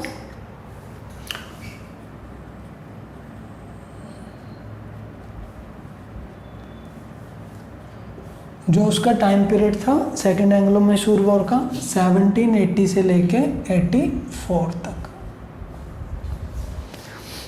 अच्छा जी, तो इसका रीज़न क्या था? इसका रीज़न ये था कि जो ट्रीटी ऑफ मद्रास हुई थी इस टाइम पे, एक ट्रीटी ऑफ मद्रास में बोला गया था कि अगर मैसूर पे कोई भी जो बाहरी पावर है कोई भी अटैक करता है तो ब्रिटिश उनकी हेल्प करेंगे, और अगर कोई ब्रिटिश पे अटैक करता है तो मैसूर हैदर उनकी हेल्प करेगा। बट क्या हुआ, जो सेकंड वॉर था इस टाइम पे जो मराठा थे, मराठा ने इन पे अटैक 1701 में, जैसे कि हमने देखा कि 1771 में सवाई माधवराव मराठा था, उन्होंने अटैक कर दिया मैसूर पे। बट इस अटैक में जो ब्रिटिश थे, ब्रिटिश इसकी मदद के लिए नहीं आए। तो यानी कि इनको हैदर को लगा कि इन्होंने फिर तो ये ट्रीटी ऑफ मद्रास का वायलेशन कर दिया, और इवन कि इन्हीं की मिली जुली भगत से इन्होंने मराठाओं की हेल्प की है इसको जो इन पे इन्वेड करने के लिए, ये भी इसको शक हुआ। तो ये था इसका बैकग्राउंड जो सेकंड एंग्लो मराठा वॉर का बना।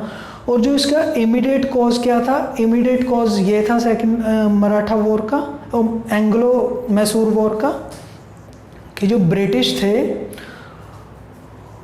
इंग्लिश ने क्या किया, जो माहे थी, माहे क्या थी, जो फ्रांस की टेरिटरी, फ्रांस के पास थी और ये मैसूर का ही पार्ट माना जाता था, तो माहे पे कब्जा करने की सोची। तो जैसे ही इन्होंने माहे पे सब कब्जा करने की सोची तो हैदर को लगा डायरेक्ट हमारी टेरिटरी पे कब्जा करने की ब्रिटिश ने सोची है। तो इस बात पे क्या हुआ, सेकंड एंग्लो मैसूर वॉर। अच्छा जी, इस बैटल में भी ब्रिटिश को बहुत ही बुरी तरह से हार का सामना करना पड़ा। ब्रिटिश थे बुरी तरह से हारे इस बैटल में भी। और जो बैटल अगर मैं बात करूं, उसके बाद एक ट्रीटी ऑफ मैंगलोर की गई, जो बैटल के लास्ट में हुई, ट्रीटी ऑफ मैंगलोर, जो 1784 में हुई। बट ये ट्रीटी करने वाला कौन था, ये ट्रीटी करने वाला था हैदर का बेटा टिप्पू, क्योंकि कैंसर के कारण हैदर की जो डेथ थी वो 1782 में ही हैदर की डेथ हो गई थी। और जो बाकी की बैटल लड़ी वो टिप्पू की हेल्प से ही लड़ी गई और फाइनली टिप्पू ने इस चीज़ को जीता था और ये ट्रीटी की 1784 में, ट्रीटी ऑफ मैंगलोर। और इस ट्रीटी के अकॉर्डिंग उन्होंने जो जीते हुए बहुत सारे एरिया था इनको वापस कर दिया। अभी आता है, कौन आता है प्लेयर, अभी नया प्लेयर उभर के आया, टिप्पू। ठीक है, हैदर चला गया तो नया प्लेयर है मर्ज हुआ टिप्पू।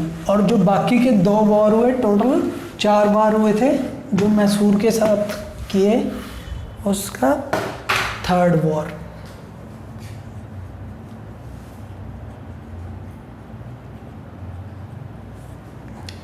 ठीक है फ्रेंड्स, जो 3rd वॉर हुआ, 3rd वॉर में क्या हुआ, 3rd वॉर का कॉज क्या बना, पहले तो इसका टाइम पीरियड मेंशन कर देते हैं हम आपको, 92 तक।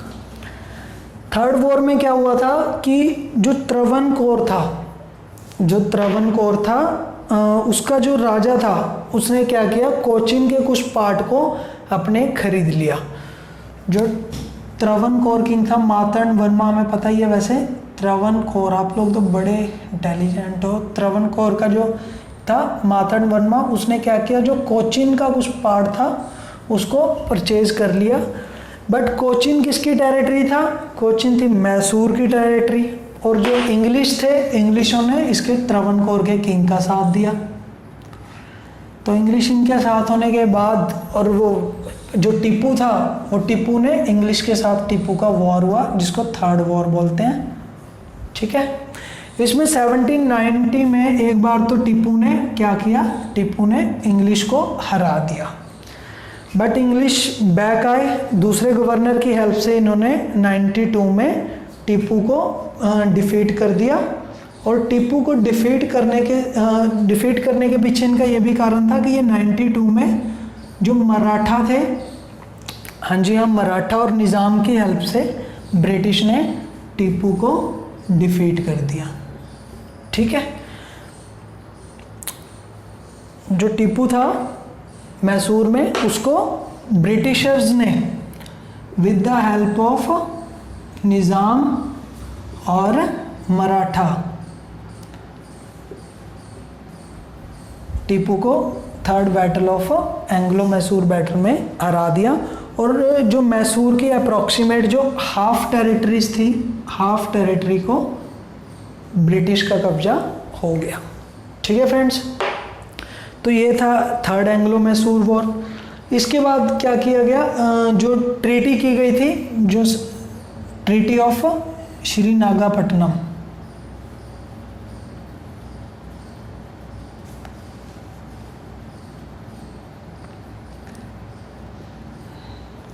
श्रीनागापट्टनम ट्रीटी कब हुई थी आपको ये याद रखना है, 1792 में with the end of 3rd Anglo Mysore war. इस ट्रीटी में क्या हुआ था, इस ट्रीटी में जो हाफ टेरिटरी थी अप्रॉक्स मैसूर की, वो ब्रिटिश के पास चली गई। फिर उसके बाद लास्ट जो 4th वॉर हुआ इनके बीच में, जो 4th वॉर हुआ था, यहाँ पे लिख देते हैं।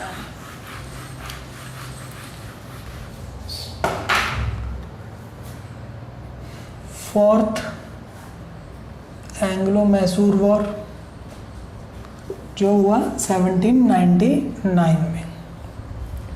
अब टीपू की थर्ड वॉर में बहुत ज़्यादा बुरी तरह से टेरिटरी चली गई, तो रिवेंज लेने की इच्छा तो थी टीपू के पास। ये बना इस वॉर का बैकग्राउंड। बट जो क्या था, जो इमीडिएट कॉज बना वो क्या था कि जो टीपू था, जो वोडिया डायनेस्टी थी इनकी, वोडिया डायनेस्टी का जो लास्ट किंग था वो उसकी डेथ होगी, और उसने जो माइनर वोडियार्स थे उनको किंग मानने से मना कर दिया, और टीपू ने खुद को सुल्तान डिक्लेयर कर दिया। टीपू की इमर्ज होती पावर ब्रिटिशर्स को रास नहीं आई, तो ब्रिटिशर्स ने वॉर कर दिया, और इस वॉर में जो टीपू मारा गया 1799 में। ठीक है, टीपू की डेथ के साथ ही ये एंग्लो मैसूर वॉर और जो मैसूर टेरिटरी का अंत हो गया और ब्रिटिश में ये चले गए। ठीक है, ये था फ्रेंड्स हमारा एंग्लो मैसूर वॉर। उसके बाद हम थर्ड पे पढ़ेंगे एंग्लो मराठा वॉर। अभी हम मैसूर से वापस चलते हैं। मैसूर घूम लिया हमने बहुत सारा। आई होप आपको मज़ा आया होगा मैसूर घूमने में।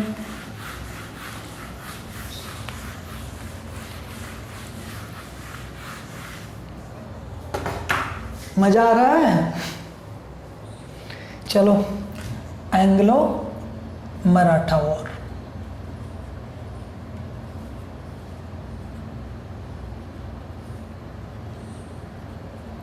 फ्रेंड्स, इस लेक्चर को जिसने ध्यान से देख लिया ना, उसको मॉडर्न हिस्ट्री में दिक्कत नहीं आने वाली, गारंटी लिख के ले लो। एंग्लो मराठा वॉर, तो जैसे कि हमने देखा था मराठा शिवाजी थे। 1674 रिवाइज करवाता रहूँगा, याद रखना औरंगजेब की कैद से क्या हुआ था, इन्होंने अपने आप को फ्री करने में मैनेज कर लिया था, और उसके बाद एक इंडिपेंडेंट मराठा अंपायर की नींव रखी। उसके बाद उनके बेटे सांबाजी, साहू, पेशवाज, ये सारे हमने डिस्कस कर लिए थे। और इनके जो 3 वॉर हुए थे एंग्लो मराठा वॉर, वो भी आप ध्यान से जाना। जो हमारा मेडिवल का 5th लेक्चर है उसमें हमने पूरा मराठा एम्पायर को डिस्कस ऑलरेडी हम कर चुके हैं, तो इस लेक्चर में हम दोबारा नहीं करेंगे। सेम एज इट इज़ जो इंग्लिश के एंग्लो मराठा वॉर हुए थे आपको अच्छे से पढ़ना है कि 3 मराठा वॉर हुए थे 75 से 82 तक फर्स्ट, और जो सेकंड था वो हुआ था 1802 में, थर्ड हुआ था जो पिंडारी वॉर भी बोलते हैं 1815 से 1890 तक। ठीक है फ्रेंड्स, तो ये हम अभी डिस्कस नहीं करेंगे।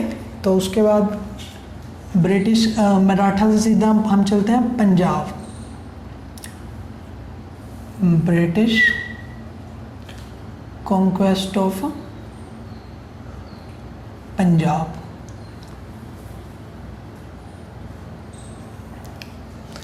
पंजाब में क्या था, पंजाब में कैसे कॉन्क्वेस्ट किया, पढ़ने वाले हैं।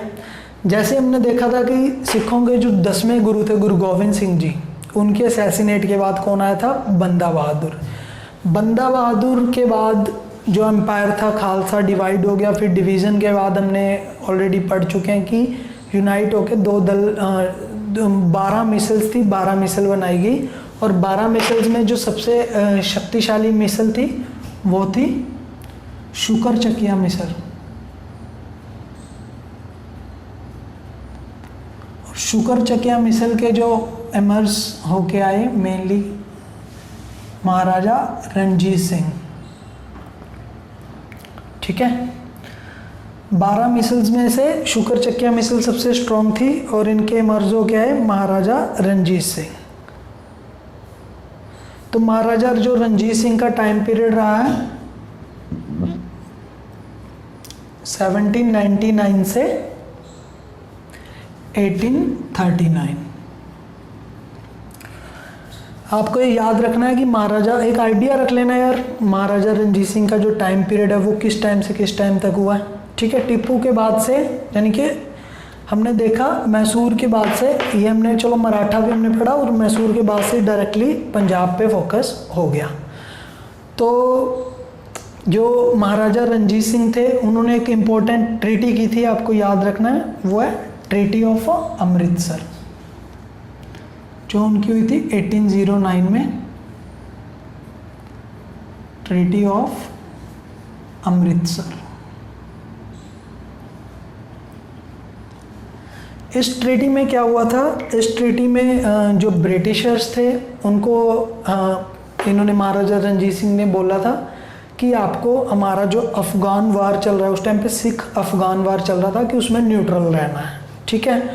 और जो ये थे महाराजा रणजीत सिंह थे, इन्होंने ये बोला था कि जो झेलम है, झेलम की जो इस साइड की टेरिटरी है वो उस साइड हम पंजाब वाले नहीं जाएंगे, तो ये आपका होगा, तो उसमें हमारा कोई इंटरफेयर नहीं होगा। ये इस ट्रीटी की शर्तें थी और इन्होंने जो डिफेंसिव प्रपोजल एक्सेप्ट ब्रिटिश का कर लिया था, ठीक है। बट क्या हुआ, महाराजा रणजीत सिंह की डेथ के बाद इनका जो एंग्लो सिख फर्स्ट वॉर हुआ, फर्स्ट एंग्लो सिख वॉर, वो हुआ था 1845 से 46 तक। वो उसका कारण क्या था, जो एंग्लो सिख वार हुआ उसमें क्या हुआ, जो सिखों की आर्मी थी उसने झेलम को क्रॉस कर लिया, झेलम को क्रॉस कर लिया, और उस टाइम पे जो सिख आर्मी थी उसको लीड कौन कर रहा था, लाल सिंह। झेलम को क्रॉस करना ब्रिटिश ने ट्रीटी ऑफ अमृतसर का वायलेशन समझा, तो ब्रिटिश ने क्या किया, सिखों के साथ इनका जो वॉर हुआ, फर्स्ट एंग्लो सिख वॉर, जिसमें लाल सिंह ब्रिटिश कमांड कर रहा था, और ब्रिटिशर्स ने उस टाइम पे सिखों को हरा दिया और ब्रिटिशर्स जीत गए। तो इस तरह से जो फर्स्ट एंग्लो वॉर हुआ। फिर इसमें क्या किया गया, इसमें की गई ट्रीटी, जिसको ट्रीटी ऑफ लाहौर भी बोला जाता है। ट्रीटी ऑफ लाहौर हुई थी 1846 में। ये बड़ी ह्यूमिलेटिंग ट्रीटी थी सिखों के लिए, सिखों को बुरी तरह से, सिखों की टेरिटरी को हत्या लिया और बहुत सारे इनको लॉसेस हुए, बुरी तरह लॉस होने के बावजूद। तो इसका रिवेंज लेना चाहते थे सिख, तो किसी ना किसी तरीके से। तो इसके बीच में जब ये सेकंड सिख वॉर हुआ, बैकग्राउंड था इसका, जो ट्रीटी हुई थी बड़ी ह्यूमिलेटिंग थी, उसका रिवेंज लेना चाहते थे। पर इमीडिएट कॉज बना इनका जो महारानी जिंदाल थी महाराजा रणजीत सिंह के बाद, उसके साथ इनह्यूमन बिहेव करना, उसके साथ जो बिहेव कर रहे थे ये महारानी जिंदाल के साथ, जिंदाल, ठीक है। तो उसके साथ इनह्यूमन बिहेव करना ही इसका कारण बना। और उस टाइम पे जो मुल्तान का गवर्नर था मूलराज सिखों की तरफ से लड़ा ब्रिटिश के साथ, और इसमें भी जो ब्रिटिश की जीत हुई, और इस तरह से ब्रिटिश का पंजाब पे कब्जा हो गया, ठीक है फ्रेंड्स। पंजाब भी जीत लिया। अब हम ब्रिटिशर्स ने बहुत सारे रीजन जीते, इनकी कुछ एडमिनिस्ट्रेटिव पॉलिसीज़ के बारे में पढ़ेंगे जो बहुत ही इंटरेस्टिंग रहने वाली है, कि ब्रिटिशर्स की जो एक्सटेंशन हुई अपनी पैरामेंटेंसी, उनकी एक्सटेंशन हुई उनकी एडमिनिस्ट्रेटिव पॉलिसीज़ के थ्रू, कैसे, वो अभी हम पढ़ने वाले हैं। कुछ तो स्कीम लगाते होंगे, कुछ तो पॉलिसी बनाते होंगे, जो इतना सारा रीज़न कॉन्कर कर लिया। बहुत सारे गवर्नर जनरल आए, उन्होंने अपनी बहुत सारी पॉलिसीज़ लगाई और ब्रिटिश एम्पायर को एक्सपैंड किया। तो हम इसमें पढ़ेंगे extension of British through administrative policies.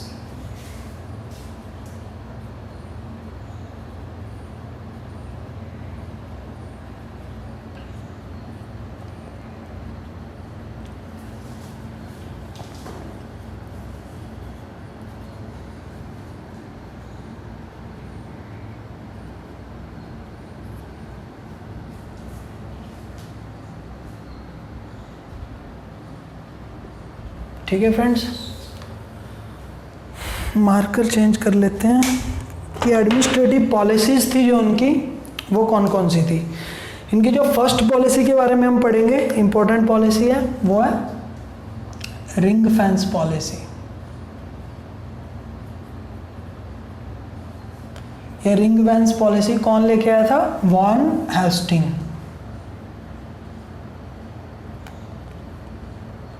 Warren Hasting का जो टाइम पीरियड रहा वो आया 1773 से। 1773 से रेगुलेटिंग एक्ट स्टार्ट हो गया था तो 85 तक याद रखना है। 1773 में फर्स्ट रेगुलेटिंग एक्ट आया, उसके बाद 84 में पिट्स इंडिया एक्ट। रिवाइज करवाता रहूँगा आपको।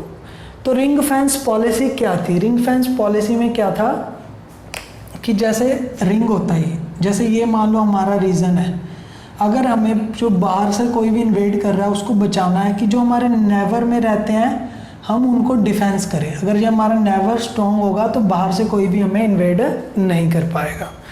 इनकी पॉलिसीज़ की झलक कहाँ देखने को मिली? जो इन्होंने मैसूर के साथ मराठाओं के साथ वॉर किए, ये इनकी रिंग फेंस पॉलिसी का ही पार्ट था। और दूसरी चीज़, जो अवध को इन्होंने बफर स्टेट बनाया था, अवध को इन्होंने क्या बनाया था? Buffer state. कैसे? जैसे कि हमने देखा कि जो ये थे कि ये हमारा बंगाल का रीजन था, ये था इनका अवध का रीजन, और ये थे अफगान और मराठा। तो अफगान और मराठा अगर बंगाल पे कब्जा करना चाहते थे तो उनको अवध से होके जाना पड़ेगा। तो अवध एक बफर स्टेट का काम कर रहा था। ठीक है फ्रेंड्स, तो हमने पढ़ी इनकी जो फर्स्ट पॉलिसीज थी वॉरेन हेस्टिंग की रिंग फेंस पॉलिसी। अब पढ़ेंगे हम सब्सिडरी अलायंस।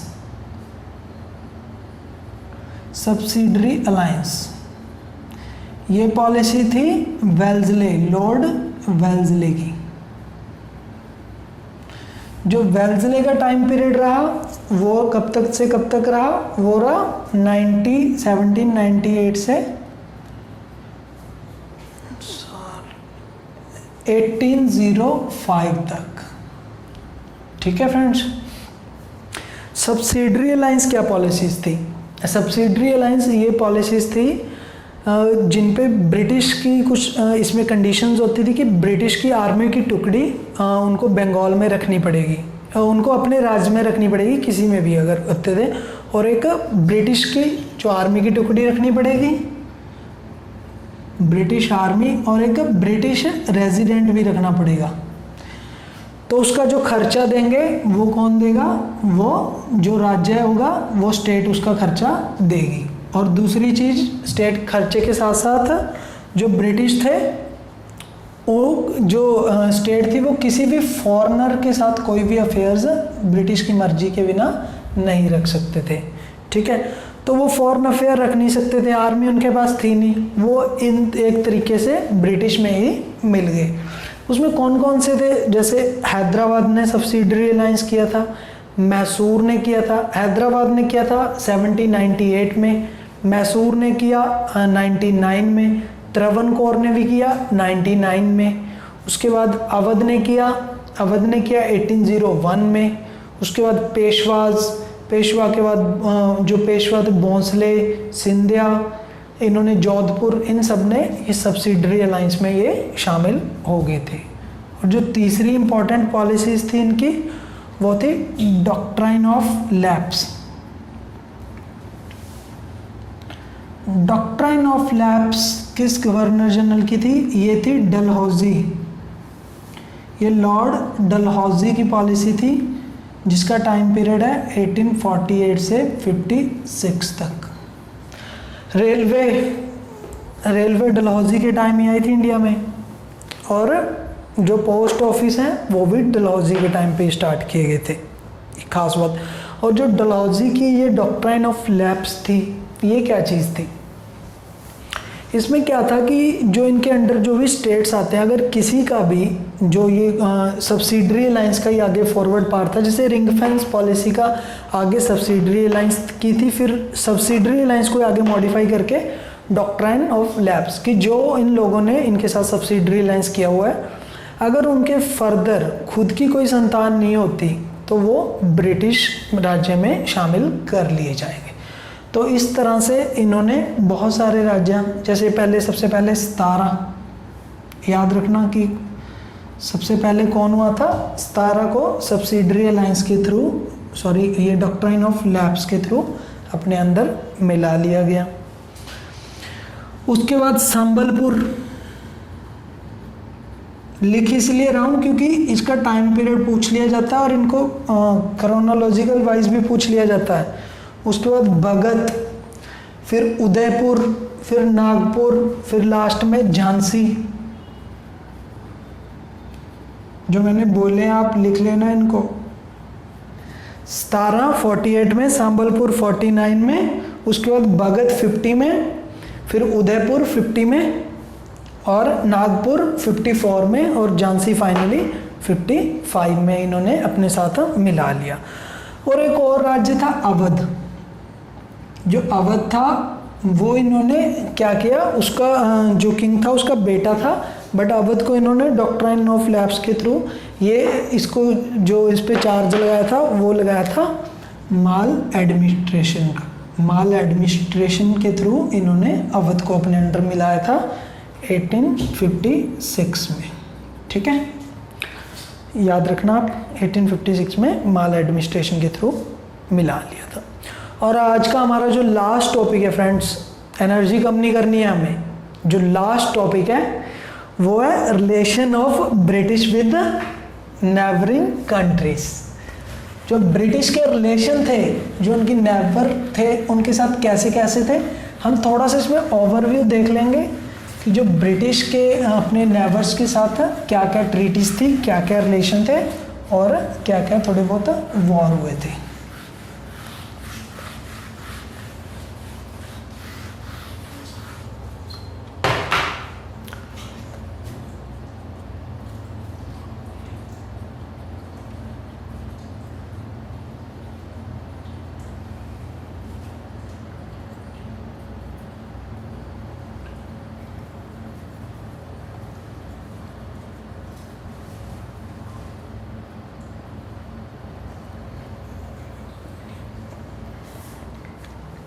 ठीक है फ्रेंड्स, तो इसमें हम सबसे पहले पढ़ेंगे एंग्लो नेपाल वॉर। तो सॉरी, एंग्लो नेपाल रिलेशन, हर टाइम वॉर की याद आती है इनमें। तो एंग्लो नेपाल रिलेशन, तो नेपाल के साथ इनकी इम्पोर्टेंट ट्रीटी जो आपको याद रखनी है वो हुई थी 1816 में। ठीक है, उसको क्या बोला जाता है, जो आजकल काफ़ी चर्चा में है करंट में, ट्रीटी ऑफ सगोली। स्पेलिंग इसके हैं SAGA, सगोली, SAGAULI, सगोली, ट्रीटी ऑफ सगोली। इसमें क्या किया गया था, जो हमारा रीजन है जो इंडिया का, जो नेपाल वाला, उसमें नेपाल की जो बाउंड्री थी वो काली रिवर और जो ये भी दूसरी मैची रिवर, ये दोनों रिवर की जो बीच की टेरिटरी थी वो इनमें नेपाल को दे दी गई थी। बट आज ये यहाँ पे लिपू लेक का और काला पानी जो रीजन्स है और लिपू दयार, इन टेरिटरी के बीच में, इंडिया और नेपाल के बीच में अभी थोड़ी सी टसल बने हुए हैं। तो जो सेकंड हम पढ़ेंगे इसमें एंग्लो वर्मा रिलेशन। तो जो इंग्लिश के वर्मा के साथ, जो आज का म्यांमार कहा जाता है, तो उनके साथ हमारे रिलेशन कैसे थे। तो एंग्लो वर्मा के साथ भी हमारे कोई रिलेशन अच्छे नहीं थे ब्रिटिश के। इन्होंने 3 वॉर करे इनके साथ, जो फर्स्ट, सेकंड, थर्ड, इनका आप टाइम पीरियड याद रख सकते हो एक आइडिया के लिए, कि जो फर्स्ट वॉर हुआ था वो 24 से 26 तक, और जो सेकंड वॉर हुआ वो 1852 में हुआ, और जो फाइनली थर्ड वॉर हुआ था वो 1885 में थर्ड वॉर हुआ था। उसके साथ हम देखेंगे इनके तिब्बत के साथ क्या रिलेशन थे। तिब्बत के साथ इन्होंने क्या किया, तिब्बत के साथ इनकी एक इम्पॉर्टेंट ट्रीटी है लहासा की। आपको याद रखना है कि कोई क्वेश्चन में आए कि ट्रीटी ऑफ लहासा कब की गई थी, तो 1904 में। किन किन के बीच में हुई थी, ब्रिटिशर और लहासा, ब्रिटिशर्स और एंग्लो तिब्बत के बीच में। ठीक है, और जो हम पढ़ेंगे लास्ट में अफ़गान के साथ इनके रिलेशन।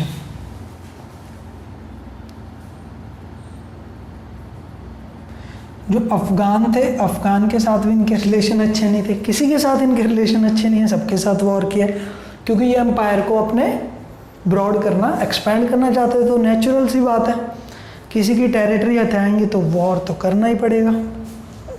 इनके साथ 2 वॉर हुए, फर्स्ट वॉर, सेकंड वॉर। जो फर्स्ट वॉर हुआ था वो इनके साथ हुआ 39 से 42 तक, और जो सेकंड वॉर हुआ वो हुआ 70 से 80 तक। और अफ़गान के साथ एक जो पॉलिसी है वो भी इम्पोर्टेंट है। जो ऑकलैंड था इनका ब्रिटिश गवर्नर, उसकी फॉरवर्ड पॉलिसीज़ थी ऑकलैंड की, वो एंग्लो अफ़गान वॉर में ही यूज़ की गई थी। और जो भी लास्ट रिलेशन है वो है नॉर्थ वेस्ट प्रोविंस के साथ। नॉर्थ वेस्ट प्रोविंस जिस साइड है पाकिस्तान, अफ़गानिस्तान, तो इनके साथ एक एग्रीमेंट हुआ था 1893 में, जिसको डूरेंट एग्रीमेंट भी बोला जाता है। तो फ्रेंड्स, डूरेंट लाइन आपको पता है किन 2 कंट्रीज़ के बीच में आती है? ये आती है पाकिस्तान और अफ़गानिस्तान के बीच में डूरेंट लाइन आती है। आप नोट कर लो इस चीज़ को, क्योंकि ये जो क्वेश्चन आता है इसमें मोस्टली ये ट्रीटीज़ की डेट और ये ट्रीटीज़ का नाम किस किस के बीच में हुई थी यही पूछा जाता है। आई होप आपने ये सब नोट कर लिया होगा अच्छे से। तो फ्रेंड्स, आज का लेक्चर कैसे लगा और इस लेक्चर में प्रोग्रेस पहले से हो रही है कि नहीं हो रही है, आपको कमेंट बॉक्स में ज़रूर बताना है। और अगर आपका कमेंट बॉक्स में अच्छा रिस्पॉन्स आता है तो जो मेरी मेहनत का लेवल होगा वो इससे भी बहुत ज़्यादा होने वाला है, और जो अब आपका अगला नेक्स्ट लेक्चर आने वाला है वो इससे भी बेटर होगा। और मैं प्रॉमिस करता हूँ आपको हिस्ट्री बोरिंग नहीं लगेगी आपसे, ठीक है? तो एक आई होप आपको बहुत अच्छे से आज समझ में आया होगा। अगर फिर भी कुछ डाउट बचता है तो कमेंट बॉक्स में आप बता सकते हो। तो हार्डली मैं बोलता हूँ कि इस चीज़ को आपको यार, अगर जो हमारा मोटो है वो भी आपको याद रखना है कि जो नीडी वन है उनके साथ आपको ये लेक्चर ज़रूर शेयर करना है, क्योंकि बहुत से हमारे बहन भाई हैं जो कोचिंग की फ़ीस अफोर्ड नहीं कर सकते। तो आई थिंक हमारा एक छोटा सा मोटो है ये कि उन लोगों तक उनकी जैसी भी हम कोई हेल्प कर सकें वैसे हमें करनी है। तो friend, thank you so much, thank you.